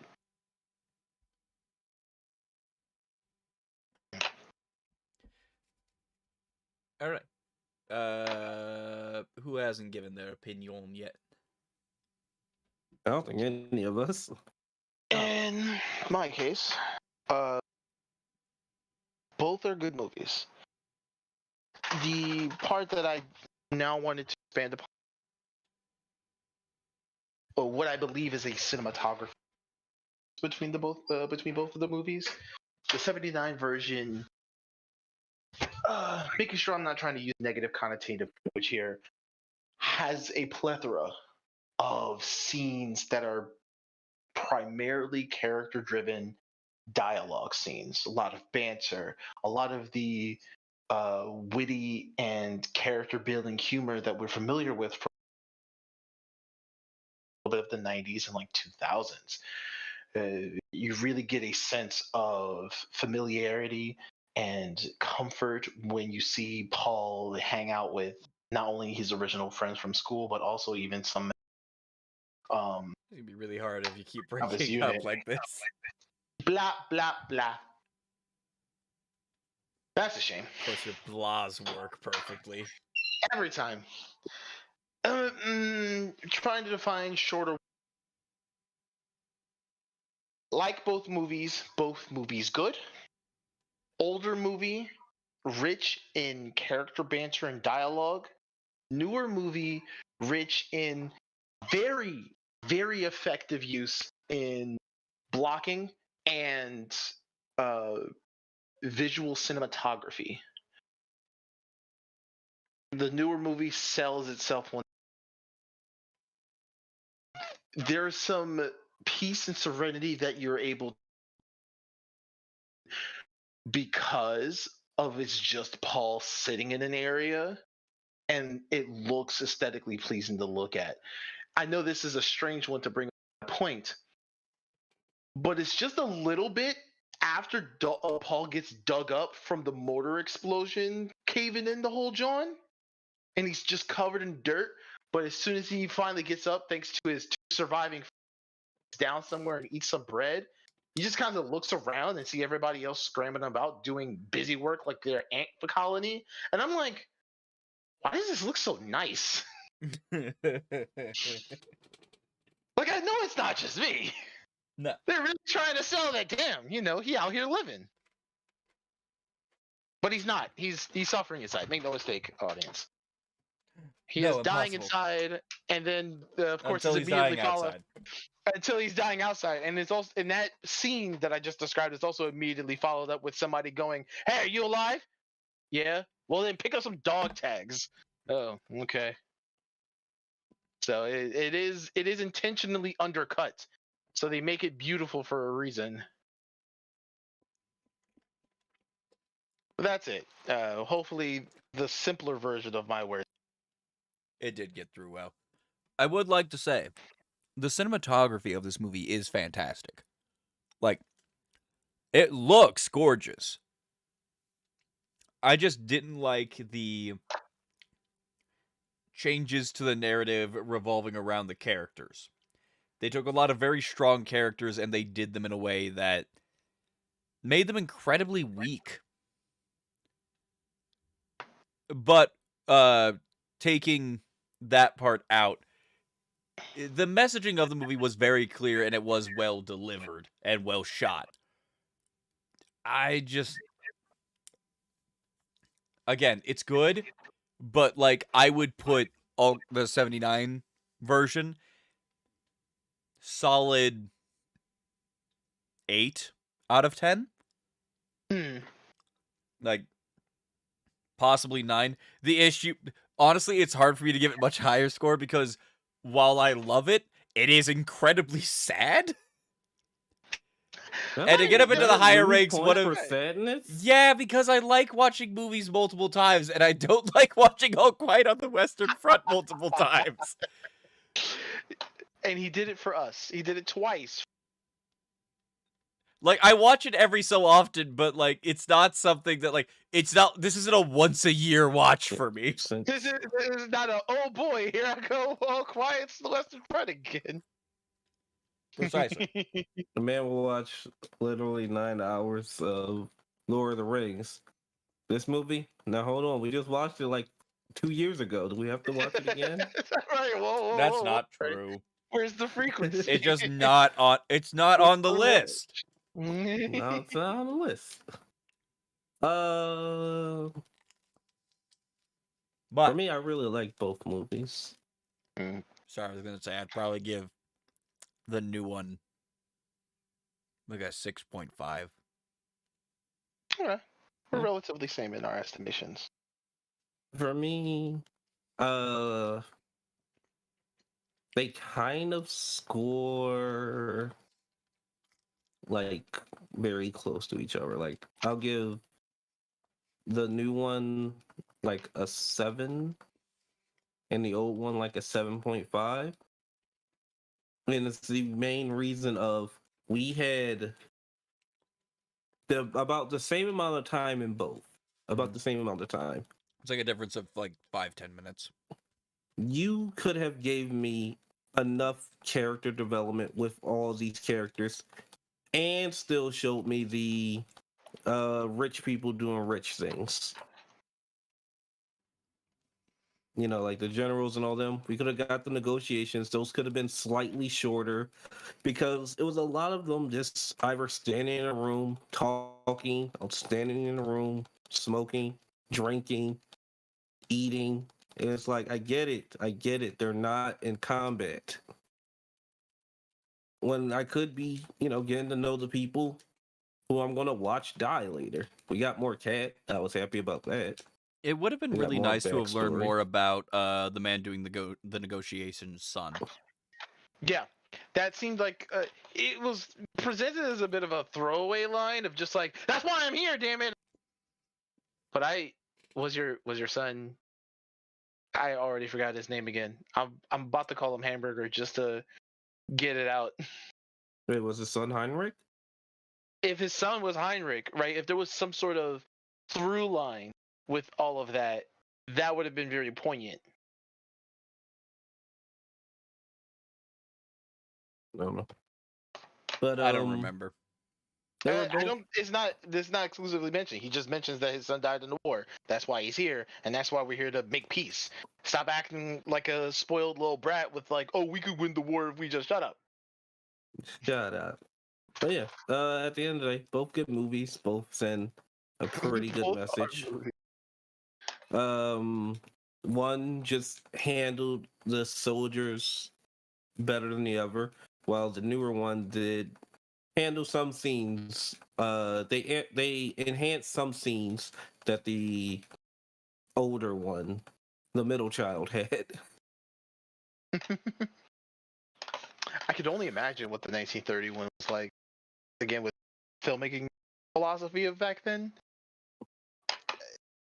I know that the entire point of the movie is not a glorification of war, but I wonder if they would still make the same efforts to try to comment on the uh, pipeline that the 79 movie has of like Paul and his friends. They're all happy, they're all excited. Pretty much the first third of the movie to be a part of the military, to them experiencing a little, some rough patches, some trouble, some friends die, but they're still fairly positive at the end. And then they're just like sad and depressed, and most are already dead by the end. Well, here's the thing. Do you remember what The year 5th of November. the 1930 movie came out? I Just just said said it. 1930. Do you remember what was happening around 1930? The Great Depression. The Nazis were starting to come into power. Oh, that too. Okay. Sorry, that was very American of me. My The Great Oh, right, that was a thing too, wasn't it? all right, America is not the only thing going on in the world at that point. My bad. That's my B. Wasn't Japan still running around with swords? Isn't Tanjiro about to win? Tanjiro already defeated Muzan by then. Oh. It's weird how close to the modern age Demon Slayer is. Yeah, they have trains. It's scary. Roz, are Roz you gave alive it a enough 5. to... He gave a 5. For the Yeah. new movie? Both. He doesn't like war movies. Okay. Would never watch again, damn. Crazy how much he loves Gundam, though. Because just with space lasers, it's Old hard. movie gets a 7. It's hard to be bad from there. New one gets a 5. I think Okay, Roz can so do I think Gundam maybe of a- over war movies because of the fact that there's anime people running around. Heh. And he's not here to defend himself, so he can't deny it. The old Weeb! one didn't have politics. I think the new one we all did. generally have a similar point differential kind of idea amongst us, around about a 2-point difference if we were to grade these out of 10. Mine's is 9 and 7 respective to old and new. Mine is a 0.5.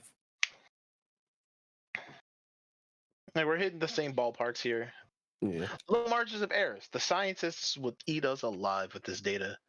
Congratulations, movie. You won some good Oscars. Now, I'm just going to add a little something because, I like to make fun of YouTube comments.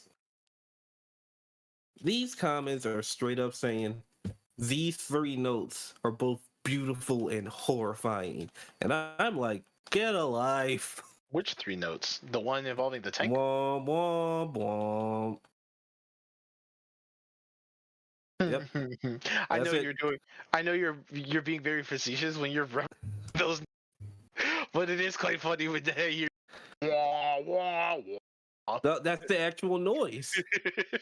As best as we can replicate with our mouths, yeah. I I think it's around the same note. Sometimes people say things, and I'm like, Get a What? life. I'm not even like, get a life. I'm like, what don't you like?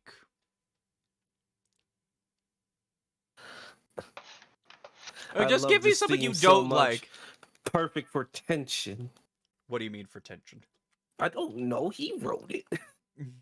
Fucking, I feel like every so often when they do the blah, wah, wah, when something's not going on, I feel like Paul at some point just needs to look to the left and just, there's a guy sitting there with a fucking tuba. Like, what are you doing? Sorry, I'm trying to warm up for the march later. Blah, wah, wah. It is a These shame, 3 yeah. notes are I know the- almost like the sounds of absolute dread, as if your stomach has plummeted into pure anxiety. It's a fucking tuba. No, pure dread. Some people do dread the tuba. A very fearful thing to consider. I respect their fear. I mean, just look at it. It's like a trumpet if it ate 87 other trumpets. That's right. Most based. Most based of them all. Go on. Apparently, they were played on this old school pipe organ. All right, they Ooh. sound like a tuba then. I But mean, also they're there's played old on a school pipe fucking organ. piano. Yeah, That but means anyone but can the, record but the these one, notes. yeah, but the one that you give Look at a my nice kid. little I bet someone's kid a fucking long pressure. slapped the keyboard and made that noise, and that man was like horrifying. Oh, It's like my okay. stomach has been dragged into the depths of despair. Let's not cap. Let's not cap on our music making people here. They made some beautiful soundtracks. I don't. Here's the thing: the Inception fucking was. Womp. That's not musical genius. You did a note. Congratulations. We all know that can have an effect. The Reaper made the same noise. What do you mean the Reaper made the same listen. noise? Music The is music. Reaper made. Remember when they fired their cannons and they also go. Just the Reaper did the same thing. I'm not impressed. Well, yeah, that's Hold fucking on, how I wait. feel. It's like, Yeah. listen, Hold on, wait. Let me give you this one. The soundtrack is cold, calculated, and mechanical. Two eras of warfare clashing together. It is the perfect embodiment of the war machine. What the fuck are you talking about? what the fuck does that mean, Kobe Bryant? It's literally like you could play it. It's literally what was this? Restarted. A minute and 30 seconds. I can't play that. Practically just that. I know. I'm just saying, like, if you listen to it, it's like a minute and 30 seconds of just that noise. Listen. Hold on. It's 2 minutes of just that noise. It's just that noise? What? That's pretty much the song. There's music in the background with it, but it's pretty much just that and a beat. It's like the Winter Soldier theme without the extra parts of the Winter Soldier theme. But the extra parts are the best parts. It's like, imagine if the Winter Soldier theme was just a scream and the metal footsteps. You see, that's the thing. They use that. They didn't use that the scream every time he showed up. They used it a number of the times that he showed up.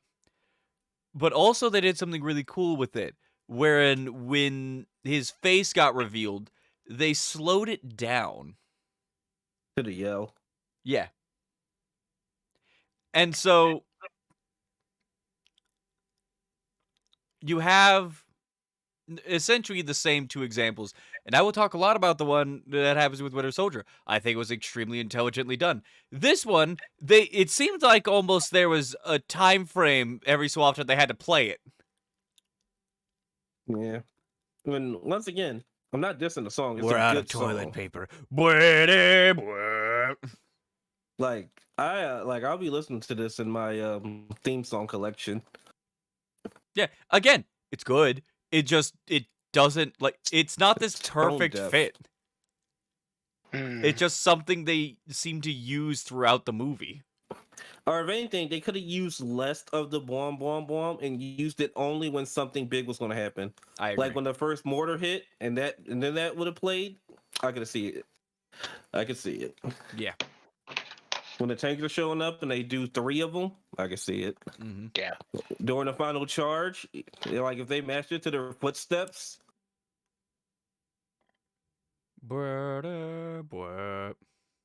I could see it, but they just weren't doing that. They were just playing it. And it's the same cadence every time. Mm-hmm. Like, What you was could that be- fucking sound that the Batman made? Yeah, it's a very similar. Yeah, it's a very similar notes. And that's something that bugs me, is that this like combination of notes thing where it's not a lot and it's just these like noises. It's like, yeah, works. Why are we all fucking all quiet on the Western Front? Why did you copy Batman's homework? Batman, why did you copy fucking Inception's homework? Inception, what the fuck are you doing? Why are you copying the Reapers? Why are you copying the Reaper's homework? Like I don't want to like partially downplay it with the. I'm pressing cancel. Why aren't you canceling? But it kind of reminds me of the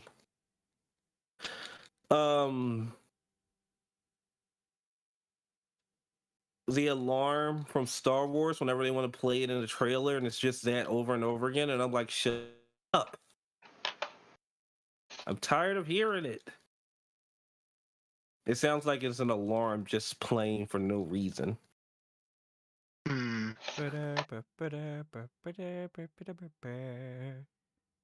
Versus, like, you know, the alarm like in Rogue One, just a. Oh, that one.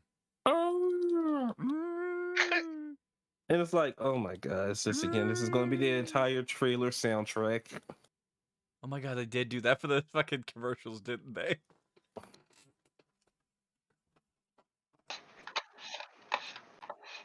But yeah, but that's some of the comments. People really like this song. They're I think people really like the movie. The issue that I have is I kind of feel like they didn't watch it, and well, didn't watch the 1979 version. oh Because nope. I feel like It's- the reason why we have such a low opinion of the new one is because we saw the other one. We're like, oh, this is the level this movie could very easily be, and it's not there. Right. It Uh, again, none of us Spoilers? gave it below a 5. We are like, yes, this is a It's a good movie. definitely a quality movie. It's just not as good. And it missed the mark in a few places. yeah, and it kind of feels like with this one, Like dead ass, these kids didn't have basic training. That's all you told me. They did not go to basic. Straight to war. All the trauma. Like even if we had to spend like 20 minutes on them in basic, give me something of showing me that they've learned how to war.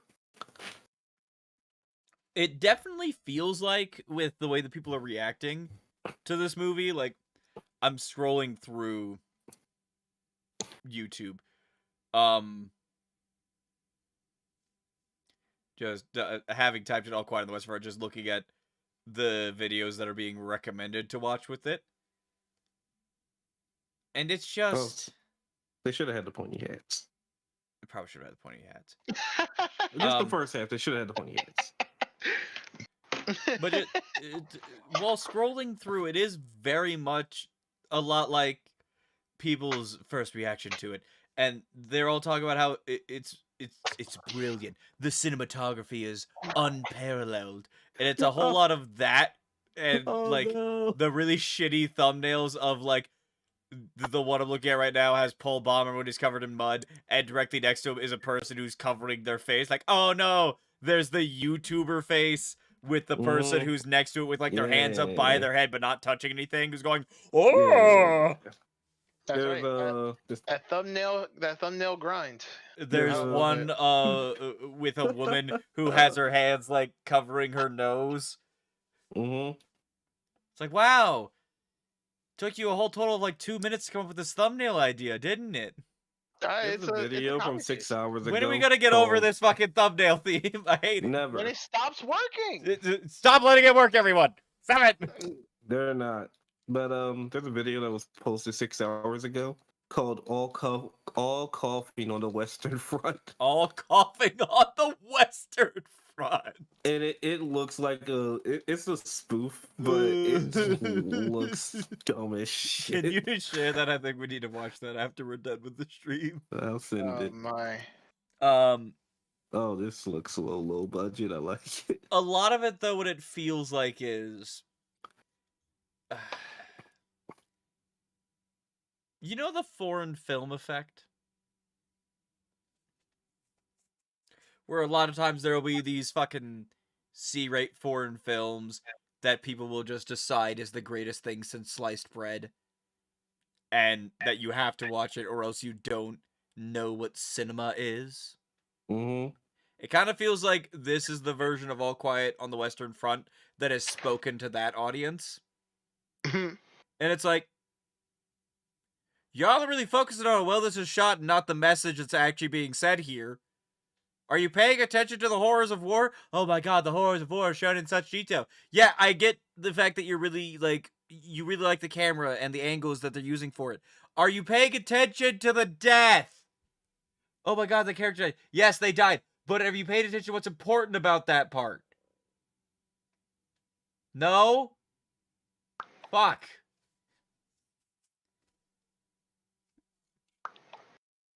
Anyway, I'm. I Am I also have molding? this video I for feel like you. I'm molding.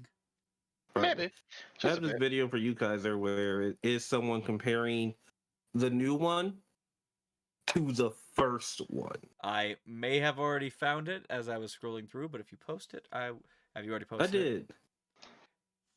I listened to half of it, but then I stopped because I was like, all right, we're about to do this. I found a different video that does a very similar thing. We'll look at them later. Hey, For now, even overly sarcastic did it, but this is 4 years ago. Damn, they really ahead of the curve. Don't worry. Red's just no. I think it's actually Violet who knows how to see the future. I think that's blue. I can't tell. Colors are weird. No, Blue just knows the history. Blue knows what happens in the past.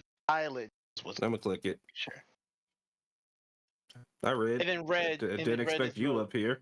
And then Red is the brave soul that orates it all. Who's up there? That's Now. red. I didn't expect you up there. Expects the first there. It wasn't her color on screen. Yes, Kaiser. Let us wrap this up. I was about to say, do we have any final thoughts, prayers, and wishes for the people? Yes, I do. Wah, wah, wah. Yeah. Go make something.